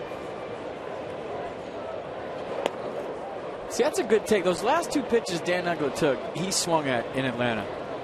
I mean, he couldn't lay off speed down, and that was because of the vision problems that we've chronicled so well. I mean, just the fact that he spit on those last 2, I don't care what happens in this at bat. He's been looking hitterish all season. That ball just stayed upstairs. And Varver was out there thinking to himself, yeah, wait, he used to swing at those when he was my teammate. Yeah. Uggla got him for a double first time, and kind of a vertical plane on the pitches here in this AP. 3-2 with 1 out. And Uggla high in the air to right. Shane Victorino. Last second adjustment with the breeze blowing, 2 outs. So we gave you the pitching matchups for the Philadelphia series. How about the next 5 of the game times? 7:05 Thursday and Friday. 1 o'clock game on Saturday, 1:05 with Zimmerman and Harang. And then a 1:35 on Sunday. Day off Monday. St. Louis then in for 3 on the next homestand. Doug Fister. 6 1/3, no runs on 6 hits first time. Should have won the ball game in Philadelphia.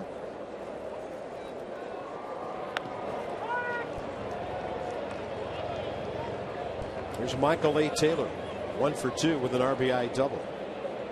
Sharing the team RBI lead with Wilson and Ramos, both with 7.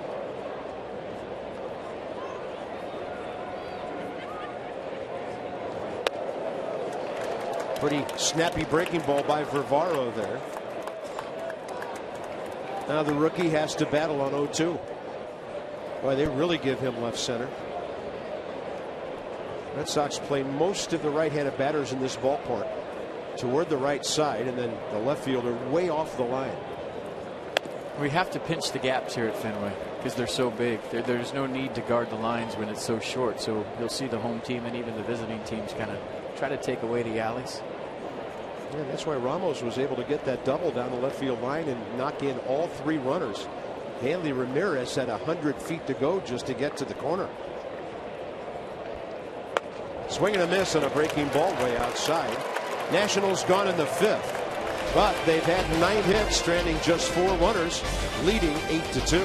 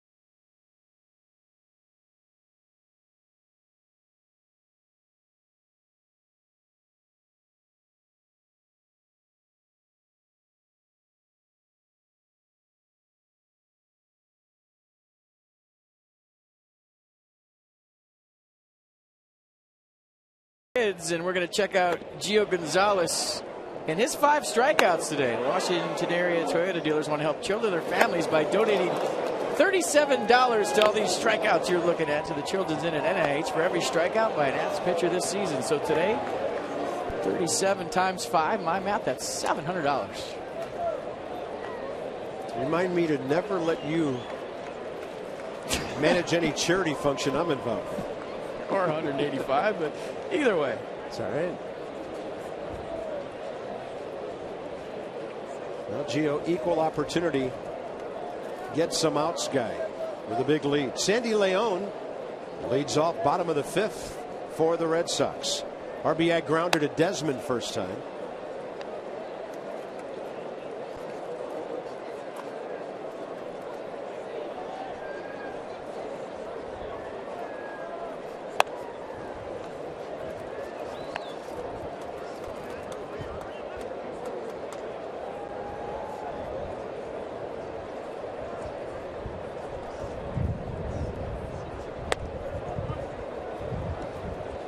Had a 4-pitch walk last inning. You don't want to walk the number 9 man, no matter what the score is.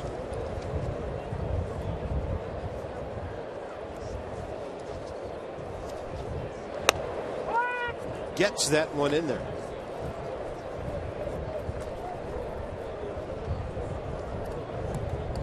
Breeze really kicking up here at Fenway. High fly ball, left field. Tyler Moore to the Green Monster. It's going to hold up and fall into his glove as that wind kicking up helps the visiting team. That guy thought he almost had a souvenir. I've been checking him out all day. So there's the Monster seats, and then there's that guy at the very end right by the foul pole. Does he want to die or something? I think that's where I want to sit. I mean, look at his view. Good perspective. Great shot, guys. Yeah, that ball was just straight knocked down by the wind. He thought he had a chance. Mookie Betts, Dustin Pedroia the next two. Gio has Mookie 1 for 2 with a single. Pedroia 0 for 2.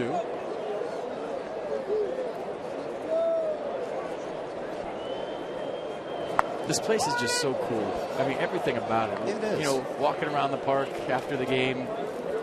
We get here early, down on the field, looking around. I mean, this is just an unbelievable experience. How about Gio? Another 3-pitch strikeout, 6 on the day. He's fanned 3 of the last 4 hitters. And another 3-pitch see ya. This time a changeup once again. This changeup has just been devastating here today.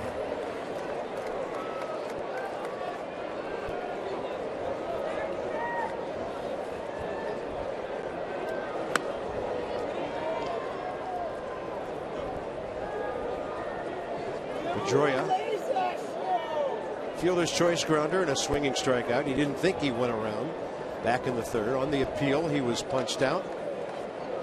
And a 1-0 low.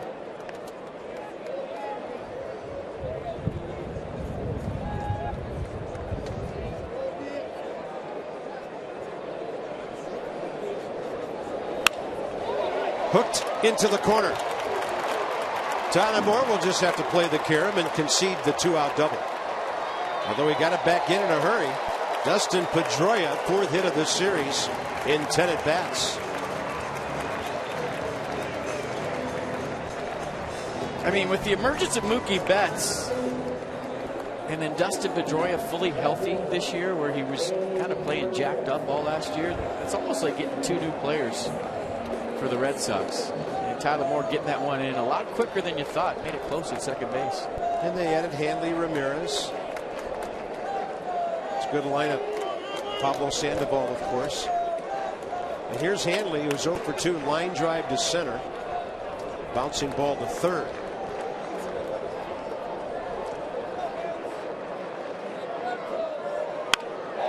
And a drive that's gone. If it's fair, it's both. I mean, he turned on one, hit it about 10 feet inside the pole, and suddenly this is an 8-4 game.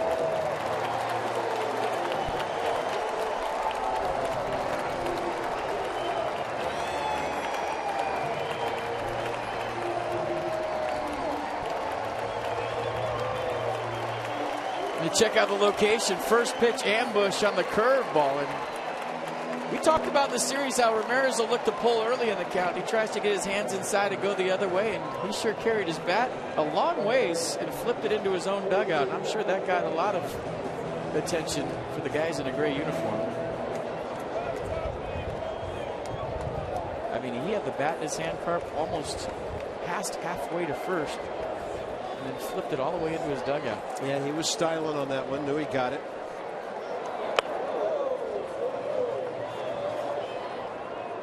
First home run given up by Gio this year.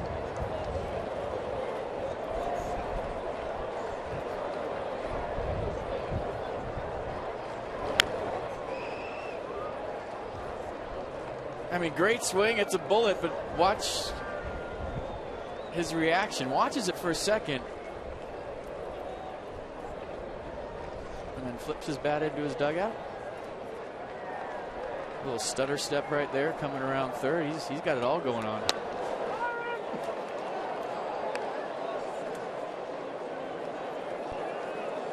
Could have played 2 stanzas of the natural while he was running around there. Yeah, I don't even know. I mean, I bet you half the guys are offended by that, half aren't in today's game. It's just becoming part of the game.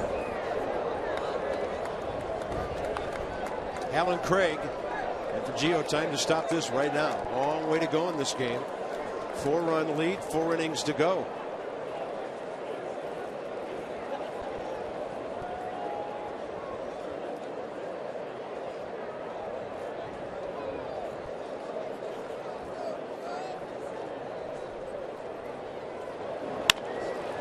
Escobar will charge to get it before that second out. 2-out double Pedroia. Then a homer by Hanley Ramirez. His first at Fenway as a member of the Red Sox. It's 8-4.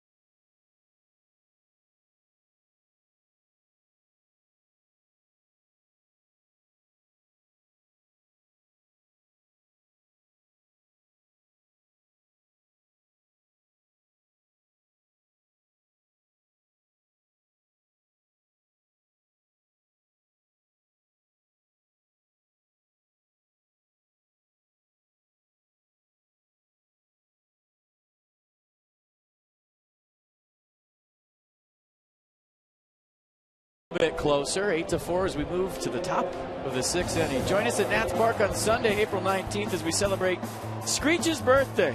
The kids opening dance presented by Junior Nationals Kids Club. You get your face painted.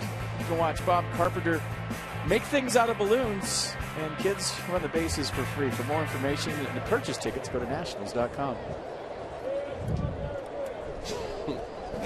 I would pay. I'm just trying to think what I would do with that.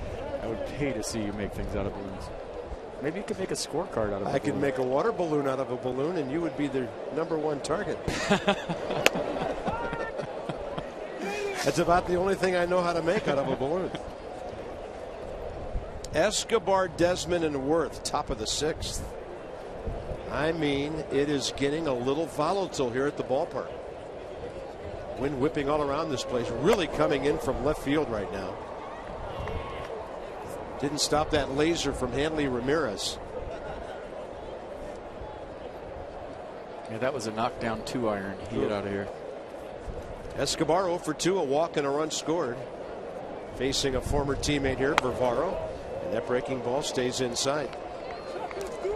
Varvaro got him on a ground ball. Anthony Varvaro has pitched 2 2/3 here. Did give up a couple of hits early, but he has shut down the Nats lately. That's to the outside edge.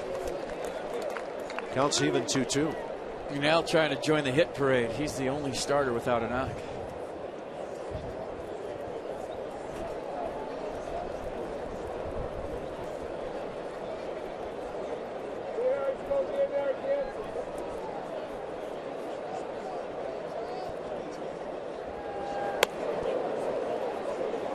Ball way over the helmet of Yunel Escobar to fill the count. There have been many times where 8 runs is not enough at Fenway Park.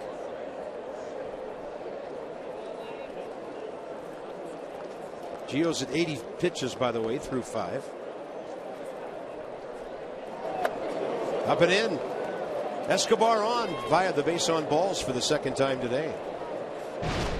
Here's Desmond, who rocketed one last time. Slider down and in, just drops the barrel on the baseball. Keeps his hands inside, keeps it fair, and it almost knocked that insurance sign down.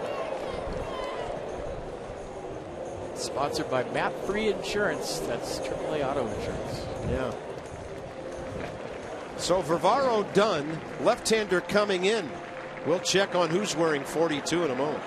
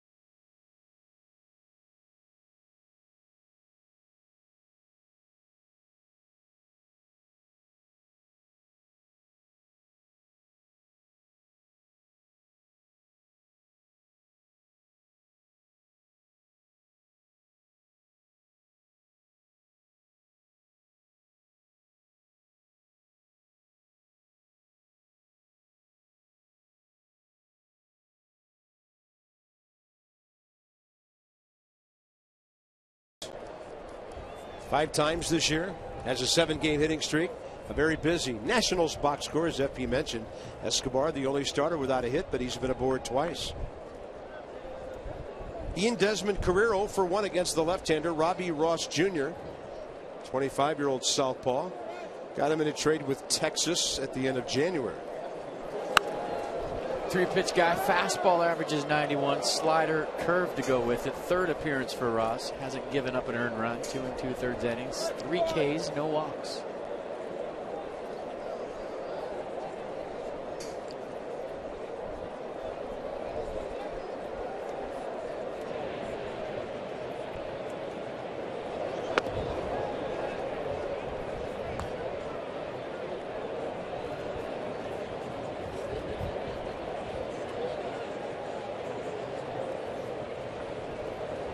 Ian is 4 for his last 7 in this series.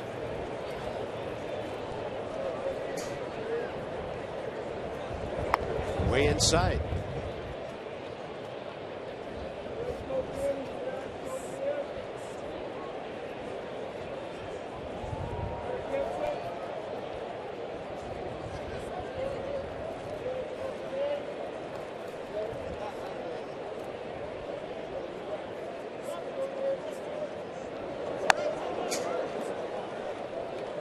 Get the feeling that slowly but surely it's turning into baseball games for Ian Desmond. He's starting to do that slow down thing,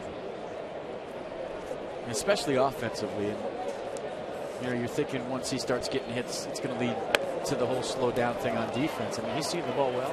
Yeah, it's a good at bat. Those were borderline pitches. 2-on, nobody out. How close was it? Mercedes-Benz. Big spot now for Jason Worth, who's 2 for 2 career against Ross. Nationals saw Ross a couple of years ago when the Rangers came visiting.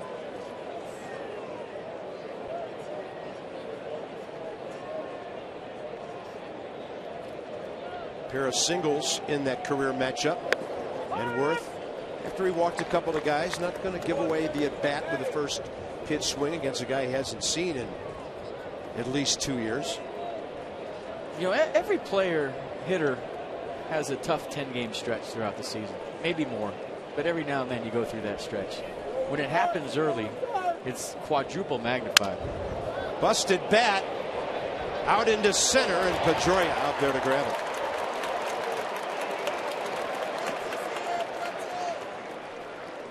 He's played by Pedroia and his son. And every team, Carp, as you well know, has a tough 10-game stretch throughout the season. But when you're picked to win the World Series and that happens out of the gate, it's quadruple magnified. Yeah. But it's just 8 games so far, and you know, Matt Williams knows better than anybody. There's no panic in him. The guys are telling me he's very relaxed. And we showed you the full strength lineup, and there's so much baseball to play that everything's going to be okay. Well, they've lost their first 3 series, but a win here today and a good homestand takes care of that. Harper facing Ross for the first time. He was great against the left-hander Miley today with the 2-run, or rather the 2-base hit for a run driven in and a base on balls. Big spot in the ball game. If the Nats are just going to take this thing by the throat and control it for the rest of the day. Somebody tweeted me the other night that I'm trying to enjoy the ride, FP. It's a little bumpy right now and I'm car sick. And I said, I thought that pretty much summed it up. The first week plus of the season. Have a 7-Up and some crackers and relax. Way outside, 2-1.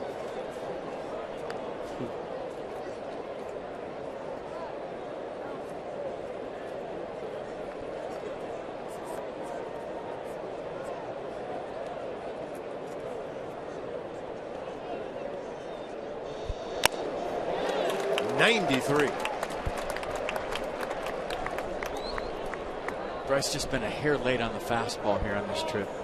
Had some good at-bats. That's just due to maybe getting your foot down a tick too late, but his swings are still balanced, which I think is key for him all season long. Just keeping that head still.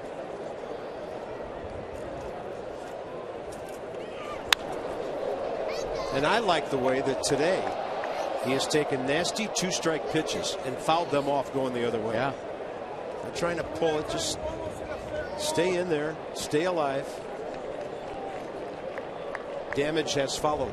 Yeah, it was great. The guy showing us, that foul ball before his double first time up. That was key to that at bat. Miley threw him a nasty slider. We spoiled it, and then he went double. Harper, hard hit, but right at Pedroia, so they can turn the 4-6-3. That helps. Ross pitch around the pair of walks. Middle of the 6th, long way to go.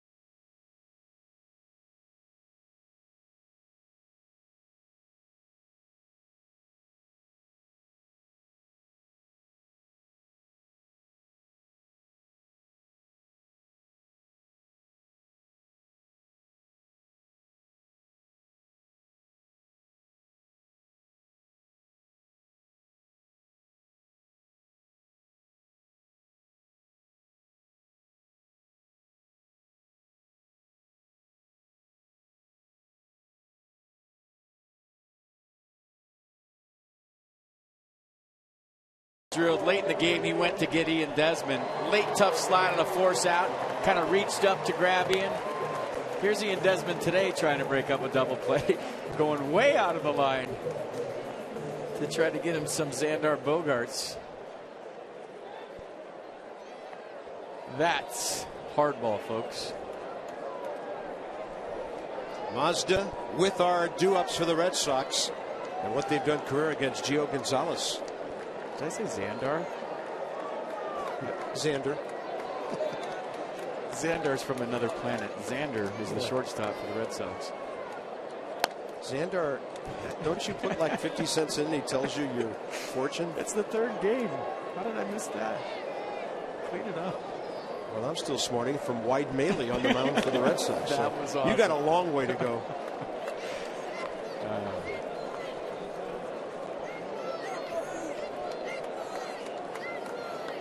Mike Napoli, a triple and 2 trips. Victorino base hit in the walk.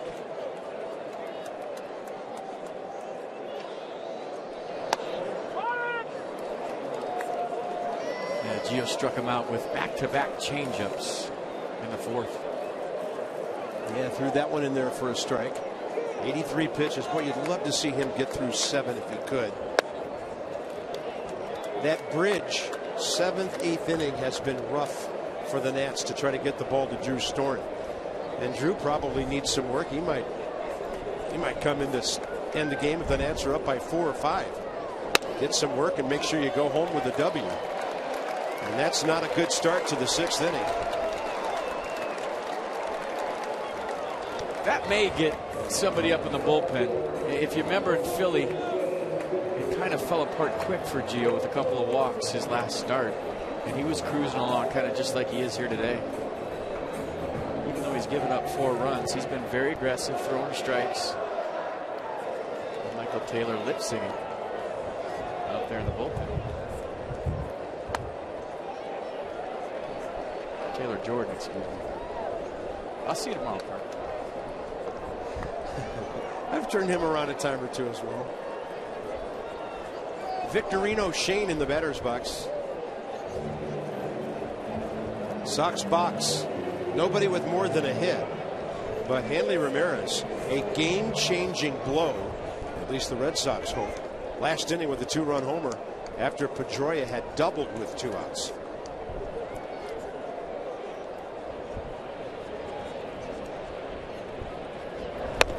You know, in any hitter's ballpark, we always say it when the Nats go to Coors Field. You know, you go to slug and you're throwing strikes, they hit homers, tip your cap, but you don't want to put free base runners on. We saw what happened last night with a couple hit by pitches. And nothing gets you back into a game than a free pass.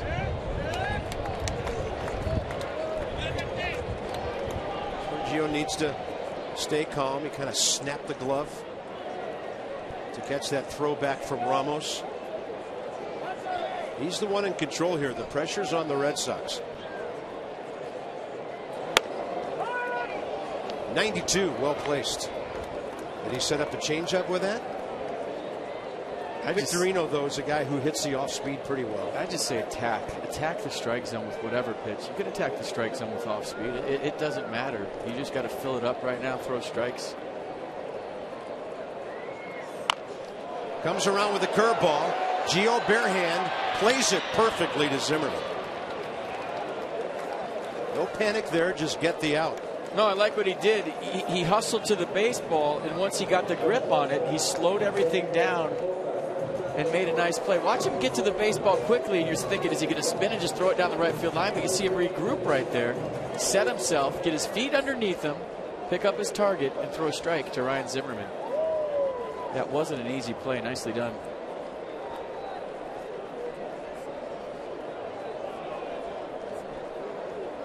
So he's at 90. First time out at Philadelphia, the 4-1 loss on Friday. He threw 93 pitches, 60 strikes. It's going to have to happen here quickly to think about the 7th inning.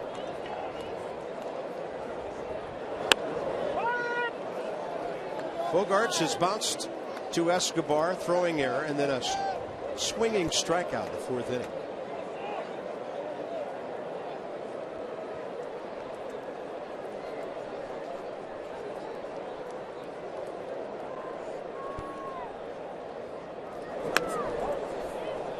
Goes with the curveball that stayed outside.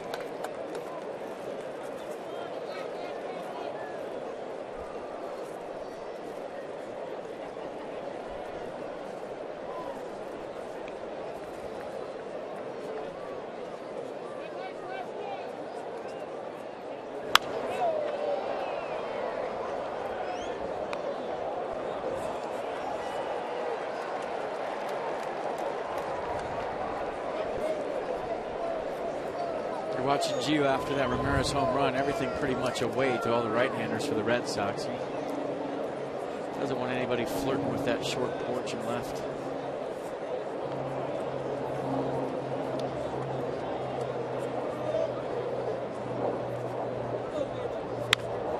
Escobar to his left to cut it off. Runner has to return to second. 2 down. That'll leave it up to Brock Holt with 2 outs here in the 6th.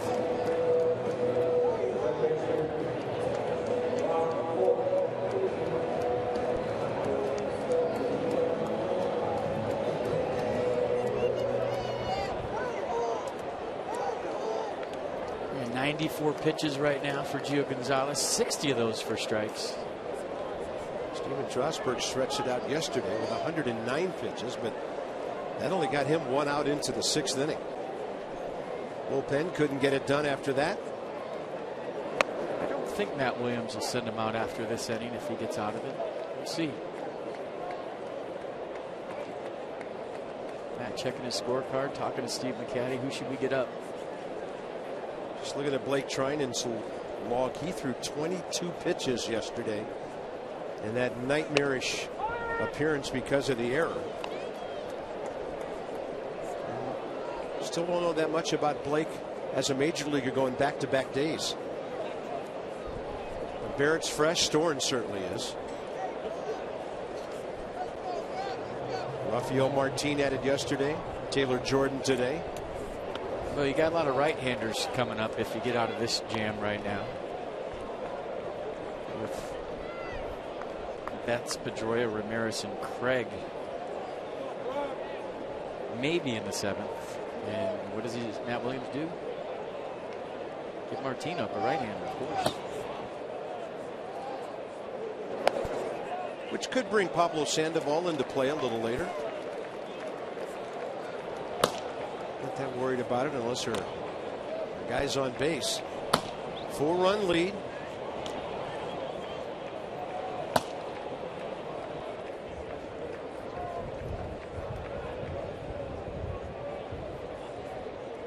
Three-one pitch.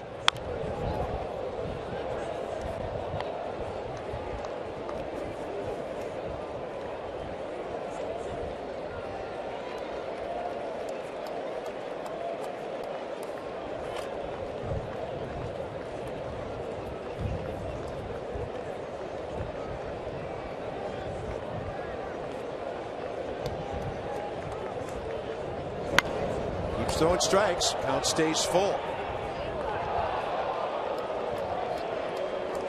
Pitch number 100.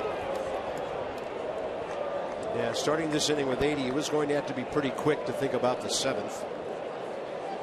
Right now, get through 6. Let the bullpen do its thing, maybe generate a little more offense. 3-2, and a look back at the runner at second. Napoli.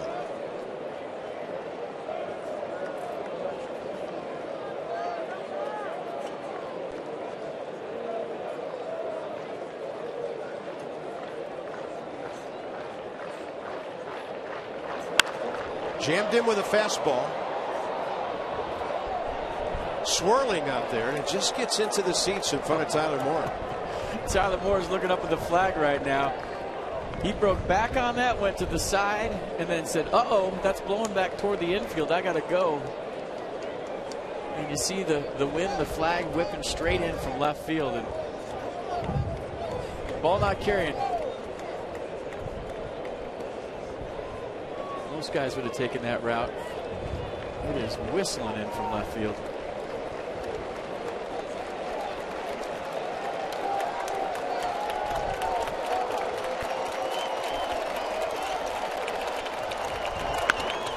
Well hit right center. That's going to plug the gap. Bounces into the bullpen. And this is a 3-run game. That leadoff walk really hurts.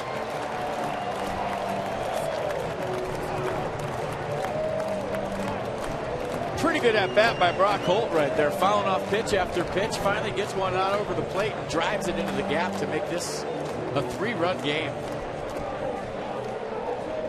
Steve McCaddy to the mound. This is a calm Gio down, give the bullpen a few more pitches. Yeah. Trip. Probably no way he faces Mookie Betts if the inning goes that far. But he does have Sandy León here.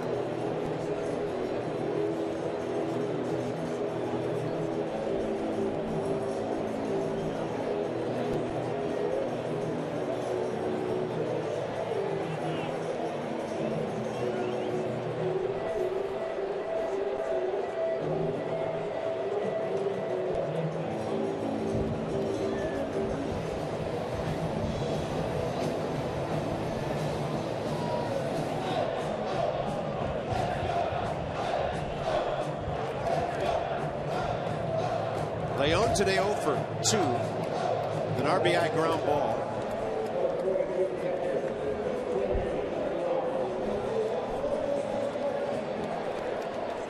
Matt Williams wants León to hit from the right side. Probably why he's leaving Gio Gonzalez in for one more hitter.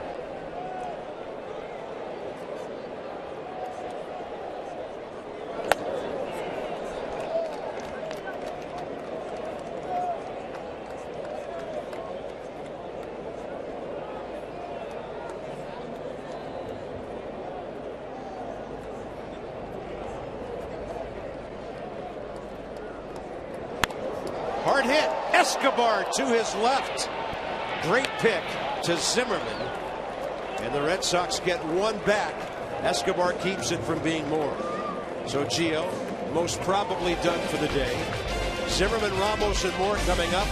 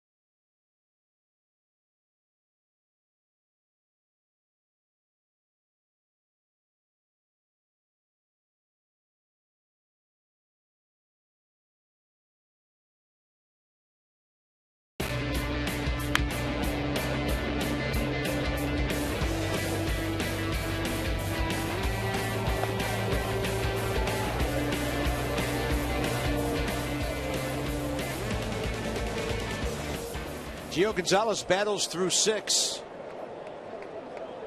Talking with Max Scherzer right there. Here we go. The Nats are still facing Robbie Ross Jr. Ryan Zimmerman, first career at bat against him. Ryan's had a good day with a triple that drove in a run, a walk, and a run scored.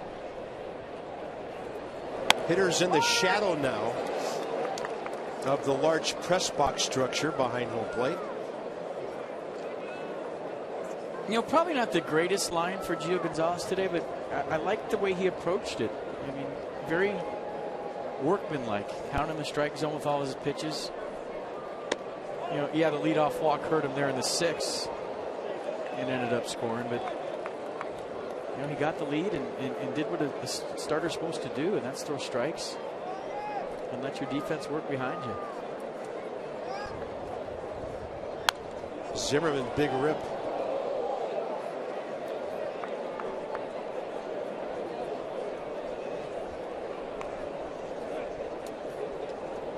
And believe it or not, the Nats need some more runs. It's Fenway and it's windy and it's late in the afternoon.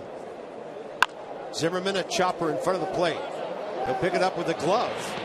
Throw a little wide, and Alan Craig will stretch to grab it. Time for our T-Mobile game changer, and we're going back to the third inning. Bases loaded for Wilson Ramos. He fouled off a bunch of pitches. And then hit a double down the left field corner, and that would score everybody. So a definite game changer. Best at-bat of the year for the Buffalo. And he gave the horns to the dugout and all the fans at home. And they can't wait to see Wilson tomorrow in a white uniform. Yeah, knocked out Wade Miley, and you saw Jason Wirth telling Ryan Zimmerman he didn't need to slide. Here's Ramos. 1-for-1 career against Robbie Ross with a line drive base hit.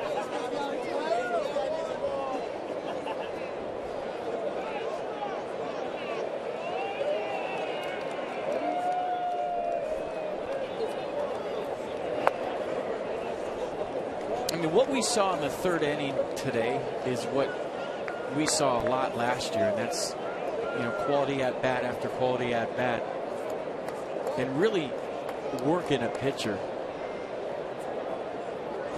And I think the lineup we showed when he gets back to full strength, I mean, good luck working through that lineup for 3 games of a series, because, you know, how many times last year did you see, you know, maybe 2 or 3 runners on and they didn't score, and then the second time around making the adjustments and making the pitcher pay for a lot of quality at bats the first time around. Ramos, a well placed top spin grounder, and he has his second base hit of the day.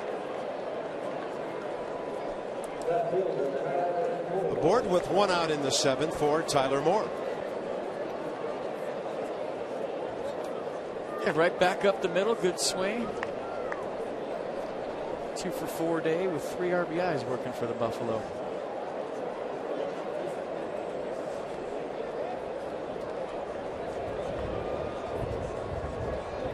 Tyler Moore lined one up that same alley first time, or last time at least.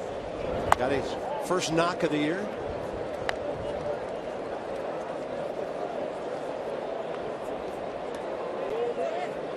That's into double figures with 10 hits. Same total as last night. They've drawn a season high 5 walks. They've had a 6-run inning for the 2nd straight day.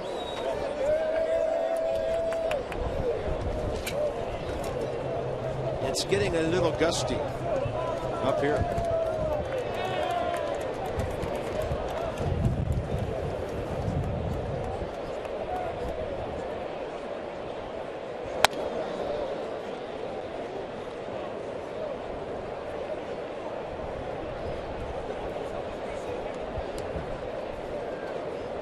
Offense starting to heat up. 15 runs and counting the last 2 games. Stuff blowing everywhere. Is that a bag of chips? Was. Peanuts, maybe.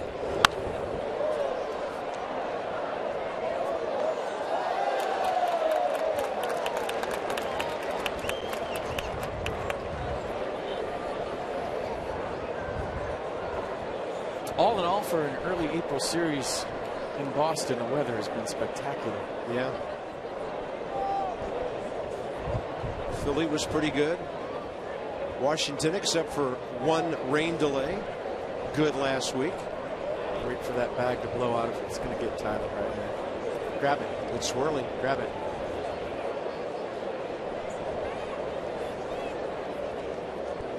Finally goes foul. Get off the field, bag. And Tyler Moore high in the air, deep left center, and he has homered over the Green Monster. Tyler Moore, first of the year, 19th of his career, and into the teeth of a stiff wind, he makes it 10-5. That is a strong man's fly ball right there. That was short, compact swing against traffic with the wind blowing in. Tyler Moore gives his team a 5-run lead. So a good at-bat by Ramos, a better at-bat by Tyler Moore.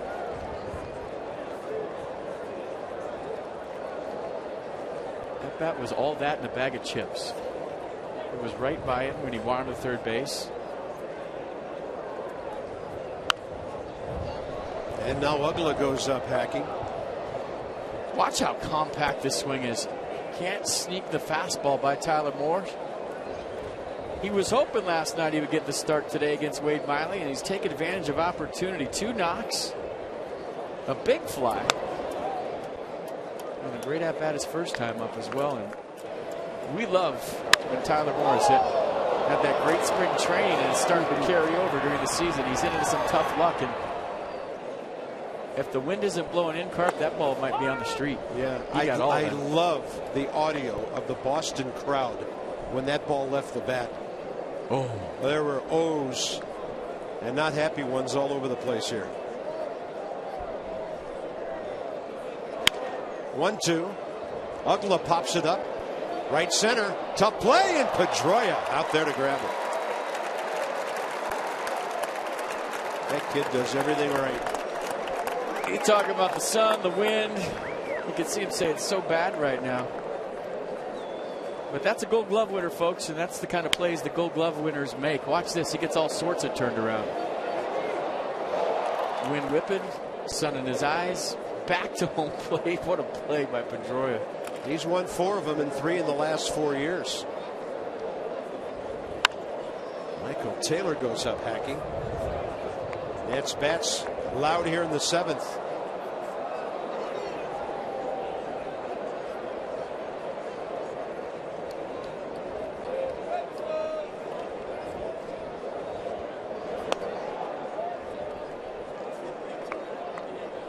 I mean, Tyler Moore didn't really even get extended on that home run. Just short, hands right to the baseball, barreled it up.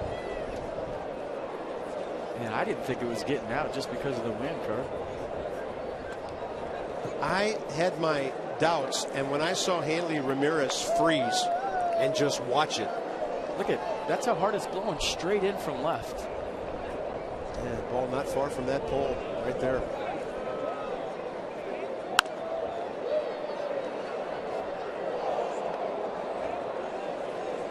So at 4 p.m. the Nats have extended that lead back to 5 runs, 10-5 on a 1-out Ramos single and a 1-out Tyler Moore blast right up by that light tower. And there's a blast by Taylor going the other way, and he has a 2-for-4 day.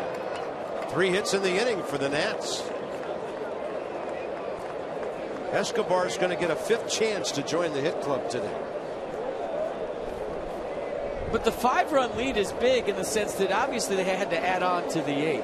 You know, the Red Sox make a little push here late, but that allows Matt Williams to tinker with his bullpen a little differently than he would with a 3-run lead, and maybe lay off his A guys, his save opportunity guys late in the game.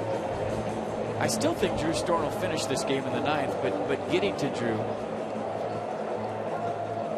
maybe mapped out a little differently because of that Tyler Moore home run. I think you just go with Drew because he needs the work. Yeah, Rafael Martin still queued up for the 7th.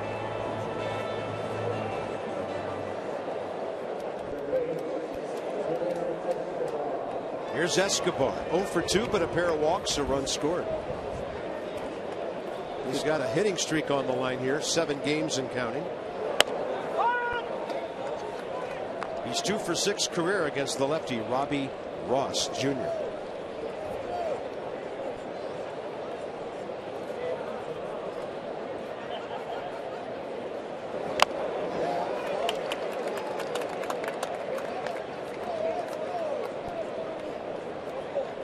Nissan will track it.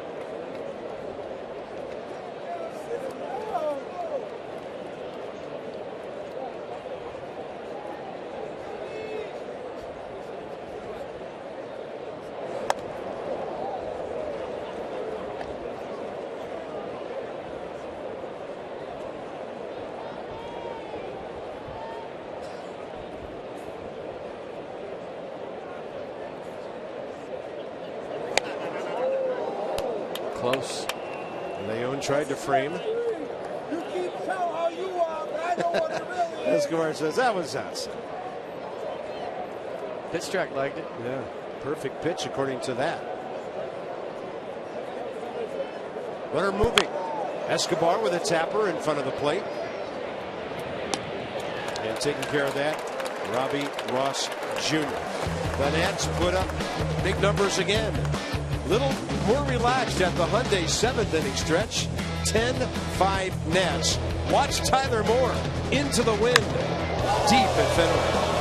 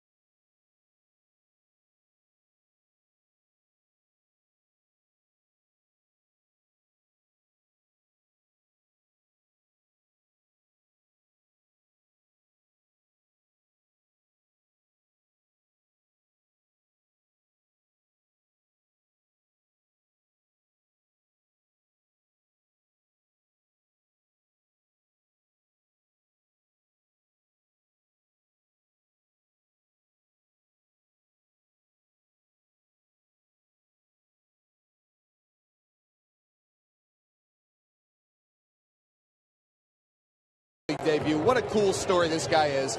30 years old, was working construction a handful of years ago, got a tryout with the Mexican League, then the Nationals signed him, worked his way up through the organization.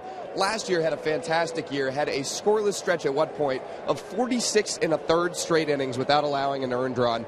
Wipeout slider, guys. You have to feel good for a 30-year-old making his major league debut in Fenway Park of all places. Awesome. Yeah, that's it. Great. Grew up in Riverside, California.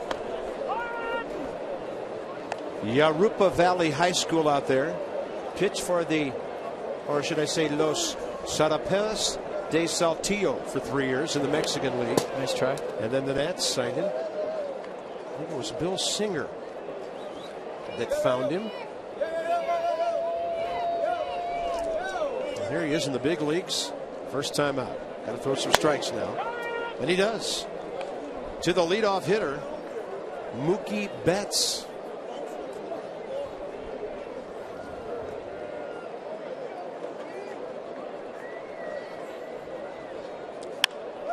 Gets a fly ball.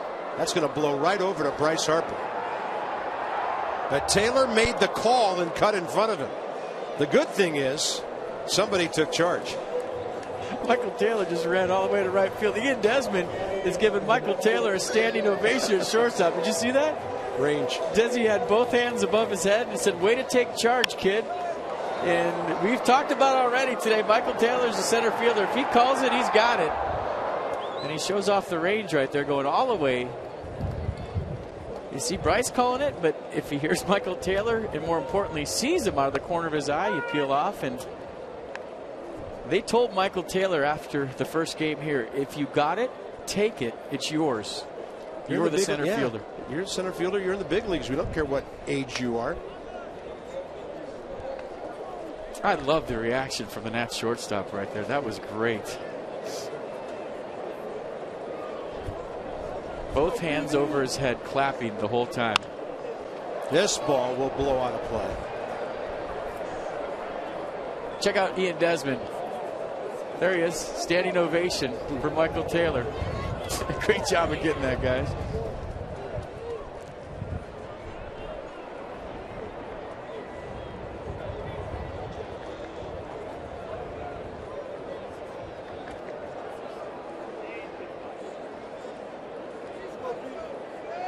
Pedroia 1 for 3, double last time prior to the Hanley Ramirez home run.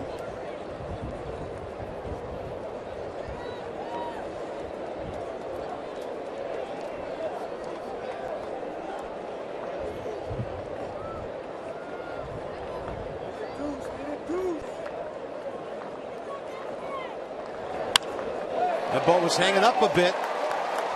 Hanley Ramirez is going to bat with a man on base again. Dustin Pedroia in this series 5 for 11. Yeah, newsflash, Dustin Pedroia is a good player. And he's been on base 7 times against the Nats. When I look at him, take away the beard, he'd remind me of Craig Biggio. Same kind of guys, play hard, do whatever you ask them to, anything to win a ball game. Yeah, way better defender though. Absolutely. Still, I know what you're saying. Yeah, well, Bidge played 3 different positions, so he was the ultimate I'll do anything for my club guy. But Pedroia, I mean,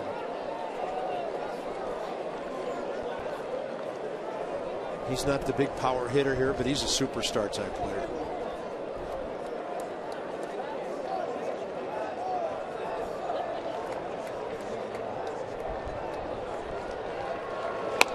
So that time, Nats pitcher keeping it away from Hanley Ramirez early in the count, as you've talked about. Yeah, might think about going a slider off of that fastball away. Good pitch, good location. Mercedes-Benz with a dandy fastball.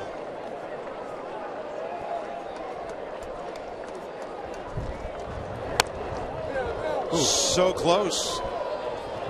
Wilson Ramos wanted that. Did you see his reaction? Might we see it again? Martin is not going to show up a big league umpire in his first start, but watch the Nats catcher say, come on, puts his glove in the dirt. Yeah, that ball nearly right on top of the previous one. And a 1-2. Counts even. Another good pitch.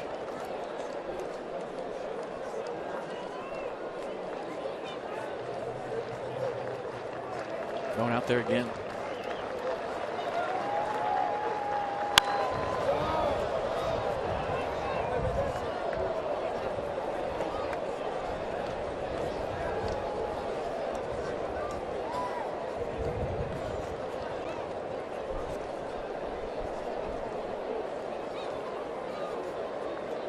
You see the game plan. Stay away. They can beat you over that 420 sign in right center. Late for that one at 90. And that's not the hardest pitch he threw in that AB. Unflappable so far. Rafael Martin 2 down. First big league strikeout. No big deal. Just Hanley Ramirez on a fastball away. And every pitch in that sequence for Martin was quality. Down in the zone, away from Ramirez, and I think he might have been thinking, he's not going to throw me another fastball, is he? Ramos put down number 1. Martin shook yes. So he struck him out. They throw the ball into the dugout. First Major League K. Yeah. Authenticator guy got to put a sticker on that. Looks like Steve Gober is stalking that baseball.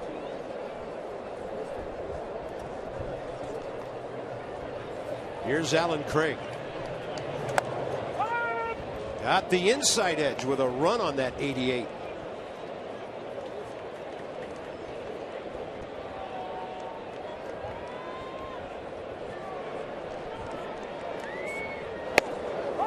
Front door. Strikes. Slider 81. Lots of strikes.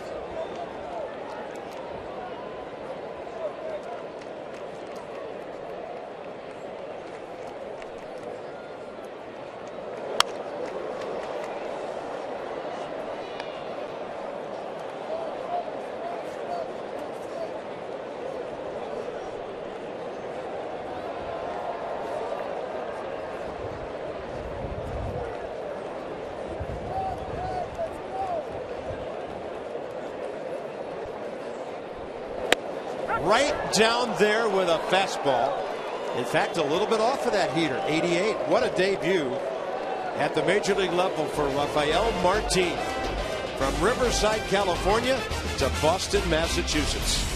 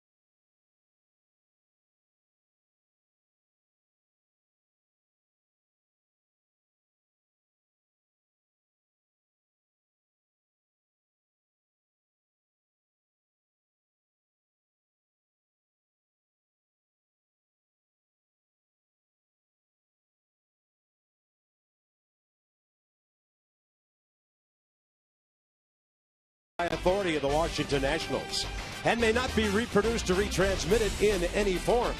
And the accounts and descriptions of this game may not be disseminated without the express written consent of the Washington Nationals. Craig Breslow on to face Ian Desmond, Jason Worth, Bryce Harper, and maybe more. Maybe.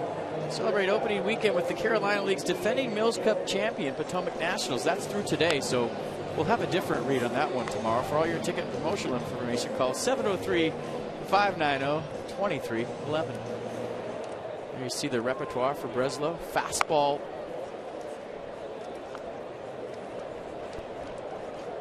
He'll cut the fastball, curveball, and change. I had to scroll down on my fan graphs.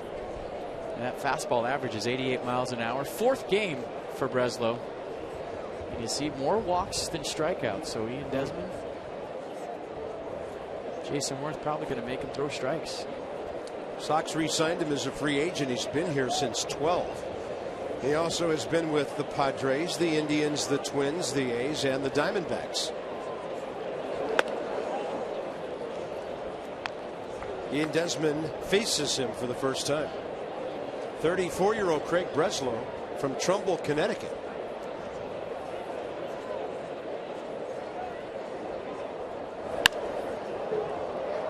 Mile high to the left side for Bogarts, coming in with the breeze. It finally came down, 1 out. Just missed that. This guy graduated from Yale in 2002 with degrees in molecular biophysics and biochemistry.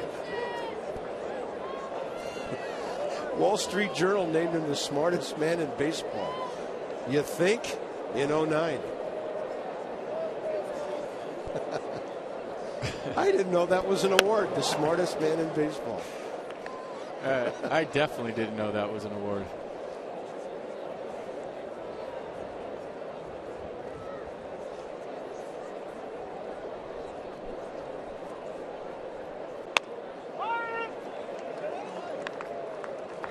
When told he had won the award, he said, huh? That's cool. Jason Worth has faced him 0 for 1 with a ground ball out a couple of years ago. Turns one over. That's actually the breaking ball, 77.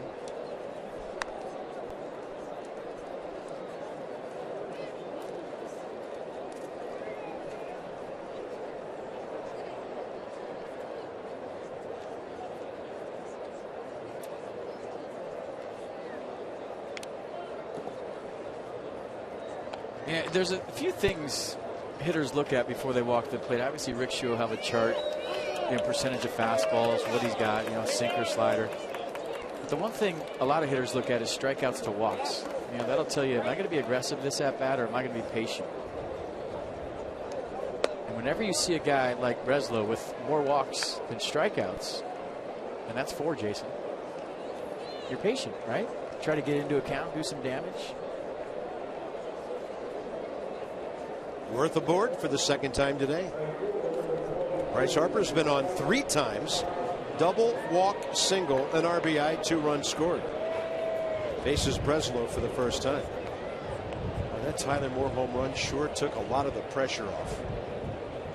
This ballpark up by 3. Huge difference now by 5.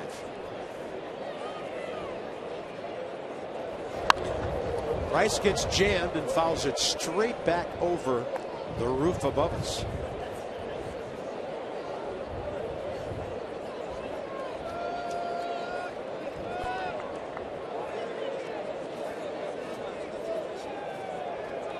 Had Breslow put off medical school to be a pitcher.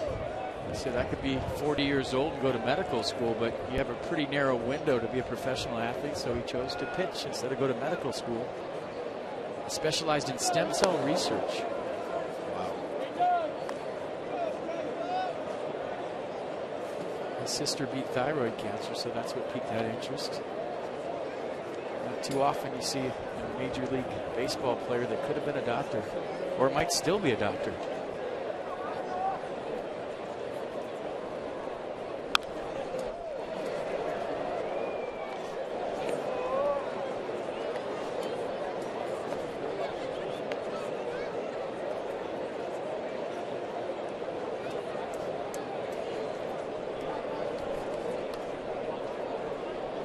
Doc Gooden had a better fastball.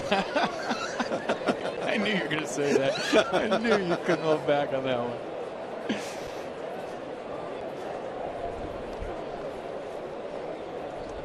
1-2 with one out. Doc Ellis of the Pirates spelled his name D-O-C-K.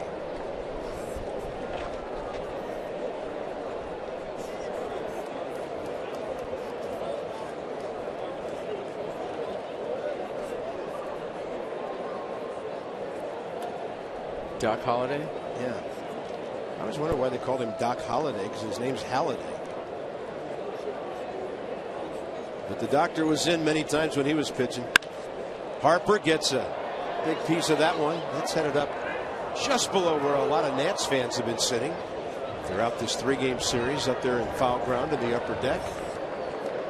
A lot of Curly W's up there.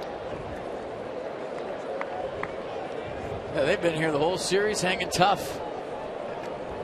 Haven't had a whole lot to cheer about. One inning yesterday, and then pretty good game here today for Nats fans. Way inside, and Bryce takes the off speed. Count goes full. Tony Tarasco a few steps over toward Jason Worth. 1 out, 8th inning. Nats on top by 5.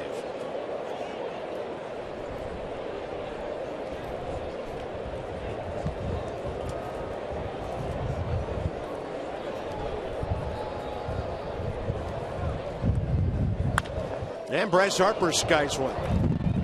This should end up over in Shane Victorino territory. That's the second out here. Throws in behind Worth, but Jason back no problem. Jason had to wander off in case Victorino dropped that. MLB.TV Premium, the #1 live streaming sports service, celebrating 13 years. Watch every out-of-market game live or on demand in true HD on over 400 mobile and connected devices. Real-time highlights, live look-ins every night. Visit MLB.TV for details. Ryan Zimmerman seeing Breslow for the first time.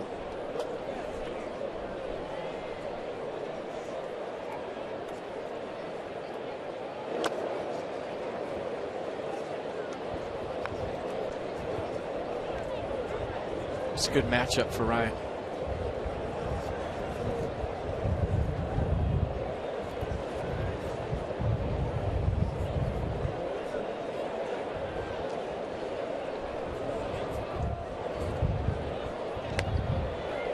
Good changeup. Maybe the breaking ball at 78.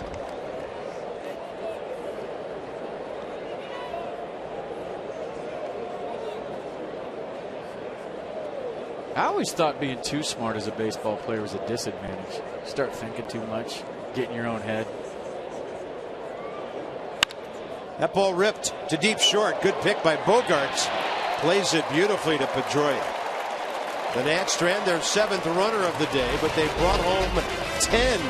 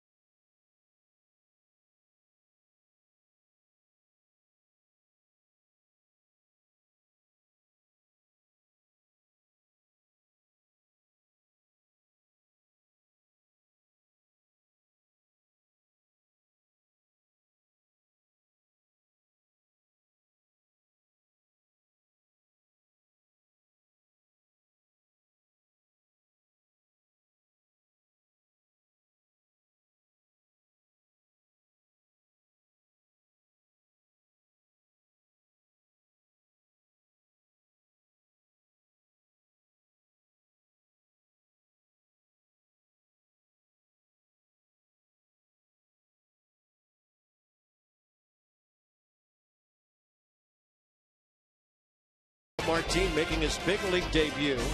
He would throw 19 pitches in the inning, missed with only 5. He struck out Hanley Ramirez, and then Alan Craig swinging and looking after giving up a 1-out hit to Dustin Pedroia. What a great major league debut. He's going to get a chance to get 3 more outs here. Tyler Moore gives the Nats breathing room with his first home run. Bryce and Ramos have had good days, and Michael A. Taylor as well. That 88-89 looks like it's playing a little quicker based on the swings I'm reading of the Red Sox players. He got that short arm stroke. He gets his arm up real quick, keeping the ball down.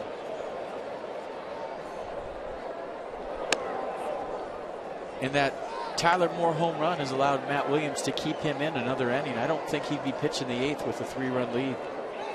Right. Looking maybe Aaron Barrett would have gotten that assignment. Right. Still think Drew's going to get the 9th. He needs the work. He does.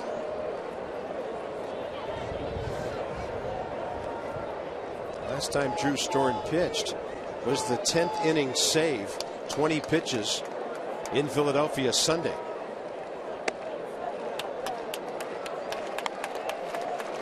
Three balls, 1 strike. Crowd makes a little noise. They know they need base runners. They're still fired up from singing Sweet Caroline. They are.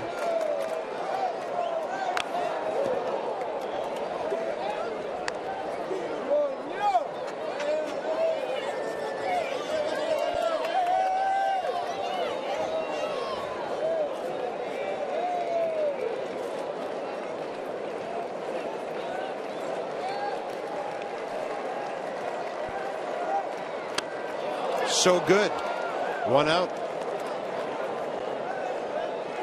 More on Rafael from Daniel Coco. Bob, this is a really cool note on Martin. I mentioned his fantastic 2014 season. He only allowed runs in 2 of his appearances that entire season. Both times it came with 2 outs. So in essence, he was only 2 outs away from a perfect 2014 campaign. Pretty remarkable. That is impressive. Here's Victorino, RBI single, a walk, couple of sparkling plays in right field.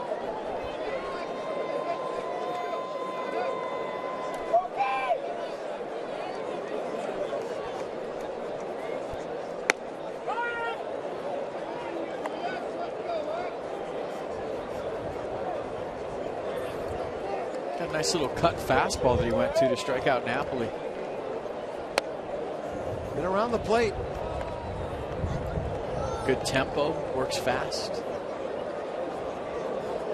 I've seen a couple guys go to their mouths off the mound. As we mentioned, the humidity here in Boston's been almost non-existent for the 3 days, and Jordan Zimmerman had a little hard time getting a feel the other day. And Martin is just throwing beautifully right here, 87, and breaking away from Victorino. That's a cutter.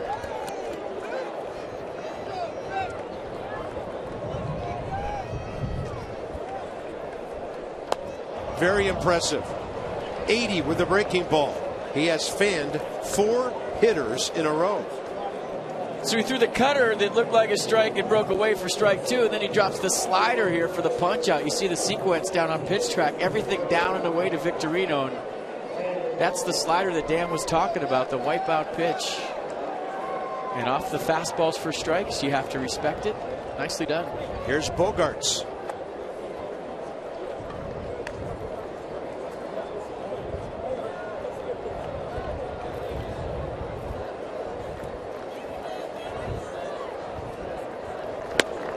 If Drew didn't need work, this could be a 3-inning save. Yeah, I was thinking the same thing.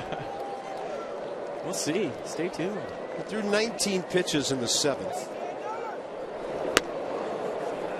3-0.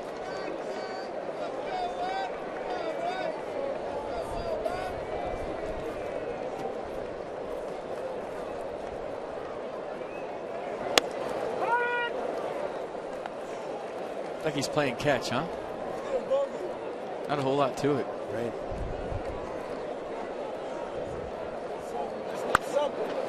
And he got the foul ball to fill the count. Drew moving around. Ramos, more Ugla, top of the ninth. He's got the gum going. It's part of the sequence. High heat, fouled straight back. Night game tomorrow. It'll be back home, 7 o'clock against the Phillies. Doug Fister, Cole Hamels.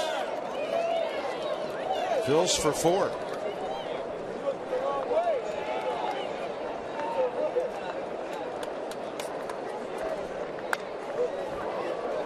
There's that cutter again, 87 up a bit. Hitter couldn't get over the top of it.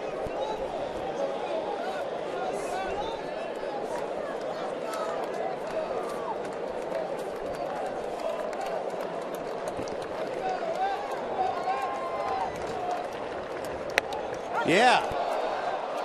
They sang Sweet Caroline. He's fanned 5 in a row. So good against Napoli with a swinging strikeout.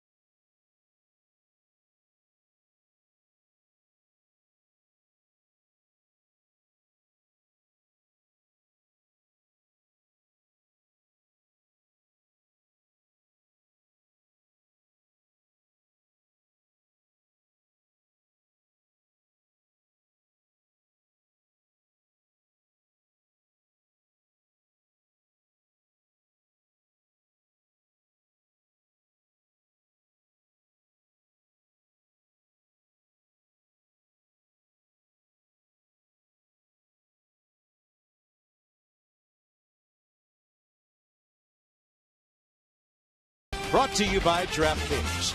Play daily fantasy baseball free on DraftKings.com. Enter promo code DUGOUT for free entry. Who needs white concourses when you're at Fenway Park? Top of the ninth, Wilson Ramos, Tyler Moore, Dan Ugla against the left-hander Craig Breslow. Ramos facing him for the first time, as will Tyler Moore. Dan Ugla has seen him before. And Wilson's had a good day. Handling Gio, handling Martin. Time to drive in 3 runs, score 2, and have a double with a single.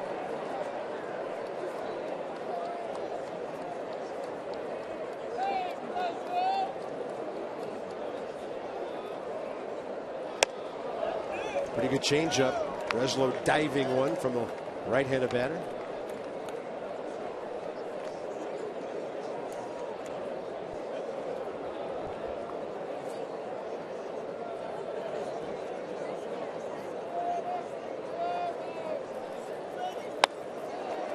In the shadows, late for that one. Tyler Moore last time. Wind blowing straight in from left, so that's against traffic, folks. Barely got out of here, but he got all of it. He hit that ball a ton. Had his first hit today and got his first home run right after. 2 for 4. And he's looking for 3. Maybe a candidate to be in there against Cole Hamels tomorrow night. Yeah, good call. Sepworth is back. I don't know where. No DH in the American or National League. Yeah, that's right. You know, but if Ryan Zimmerman needs a day off at some point, Tyler, good first baseman. He's proven he can play the outfield and hold his own.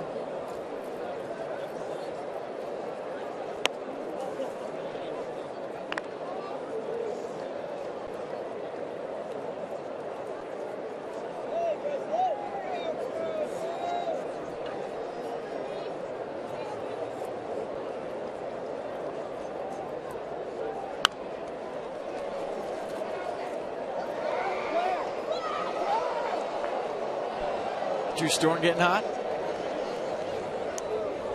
Martin, 38 pitches, 25 strikes, and 5 in a row Ks in his major league debut. What a debut.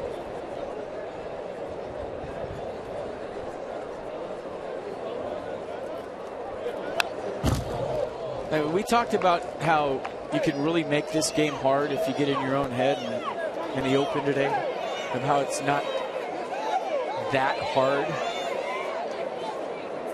And it looked like Martin was just playing catch. I mean, how simple did he make it look? Yeah. Not even about the 5 Ks. It's just he was filling up the strike zone and playing catch with Wilson Ramos.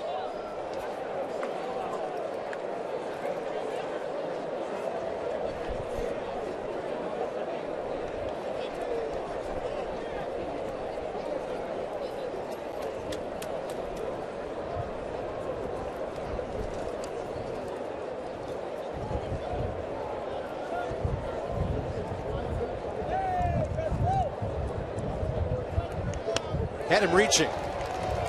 Good pitching by Breslow. His second straight K. Back with you tomorrow night, Nationals Park. And it'll be Cole Hamels, 2 starts, 0-1. He and Doug Fister both pitched well enough to win last weekend in Philly, but neither of them got the decision. Johnny and Ray with Nets Extra, 6:30 on Masson. 1st to 4 with the Fightin' Phils. We love Doug Fister Day. And that ball by Ugla hit into right. Wind's moving it. It's carrying. And Victorino right up against that wall that is only 5 feet tall out there. 1, 2, 3, 9th. Drew Storen on the way.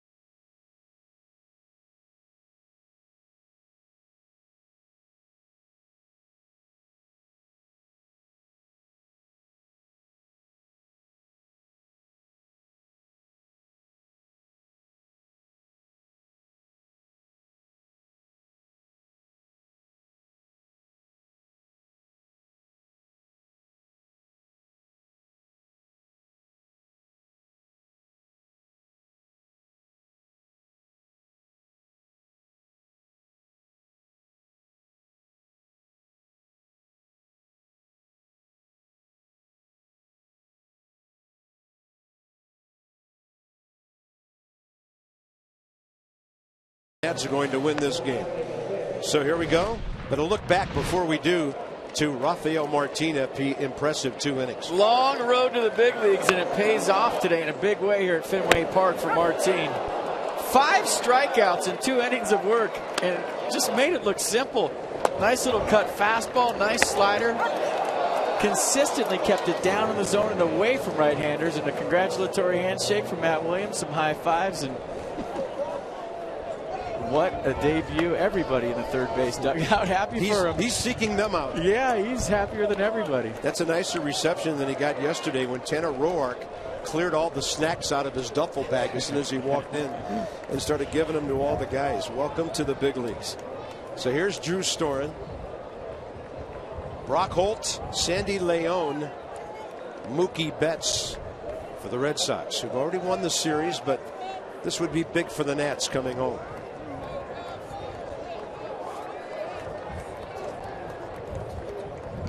We're going to see right away how slow he was with the leg kick. It was quick in Philadelphia. He admitted as much after the game that he was too fast with his lower half. And we noted it during that outing. And you see today, the first pitch, he's just kind of sitting on his back leg, and he slowed the whole lower half thing down right there. Yeah, a little pause of his own. Ryan Zimmerman, backhand play, bailed out Drew and the Nats to salvage that Game 3 in Philly. Said he was rusty, hadn't pitched in a while. Got the hitter to roll that one over. Zimmerman leads Drew to the bag perfectly. I am so impressed with Ryan Zimmerman at first base. Sandy Leon next. I didn't think there would be a problem, did you? I mean, he's such a good athlete. No, I wasn't expecting a bunch of errors, but I mean, the guy looks like he's been playing over there for 5 years. He does. This will be Daniel Nava for Sandy Leon. Nava facing Storen for the first time. This is the first time Drew Storen has seen Fenway Park. He was on the DL in 2012 when the Nationals were here. He said he couldn't wait to see it and to pitch here, and finally here he is. Tyler Clippard saved all 3 games of that series back then, and Drew was not with the guys and has been looking forward to this weekend for, or rather these 3 games, for a long time. Swinging a foul tip.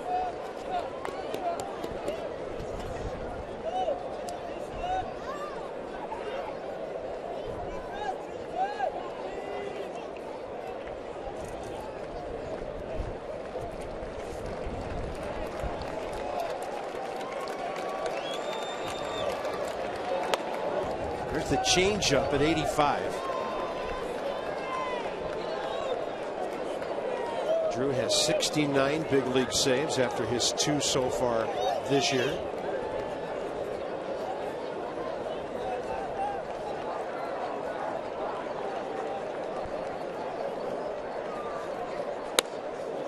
They see how under control he is. It's almost from a hitting standpoint when you see a guy with a leg kick and they're quick with it, they're jumpy and their head moves and their bat trails. They never can really get there. Same thing with Drew today versus in Philly. He's nice and slow, keeping his head over his backside, and then the eyes right to the target, not drifting.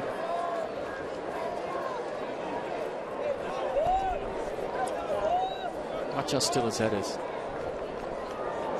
That's a killer slider. 2 down.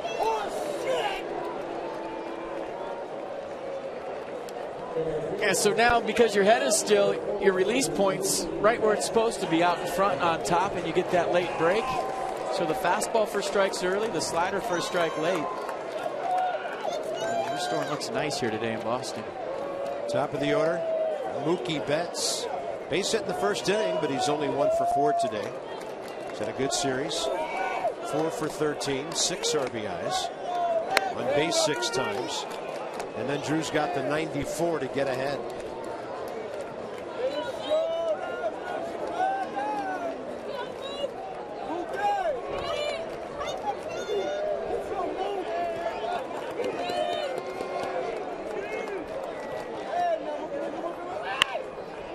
You know, all the running out to the baselines, all the flyovers, all the pomp and circumstance over, and now as a baseball player, you settle into your groove. You settle into the season. You get a rhythm, and it just becomes a baseball game again. And I think a lot of guys, it was moving fast for the first 7 or 8 games, but I think now you settle into the year and you do your thing. That's why we said relax last night. That's a slider driven to right.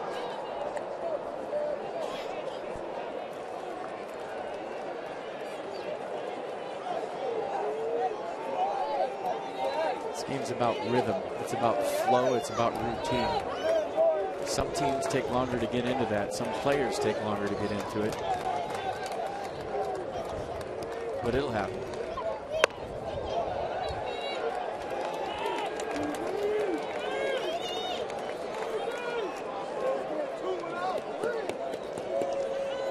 Getting ahead. 1 and 2 here.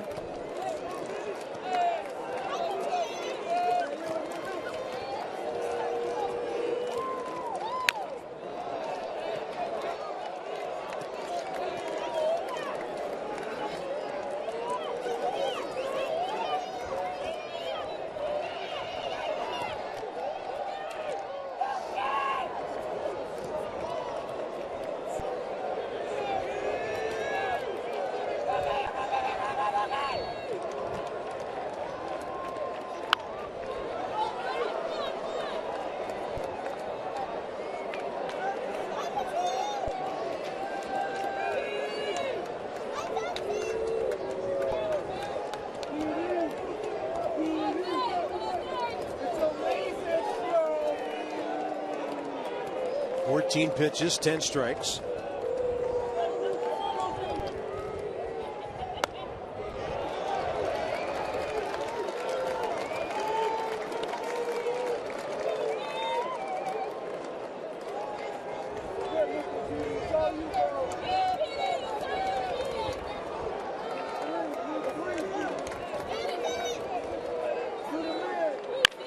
And a bouncing ball to short.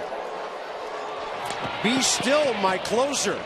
And Drew Storen with a 1-2-3 ninth. The Nats salvage game 3, beating the Red Sox 10-5. There's nothing to say except for this is a feel-good win for the Nationals. They needed this big time, and they swung the bats well here today. And today the offense took some of the pressure off of Gio and the pitchers. Martin brilliant in the bullpen. Storen close.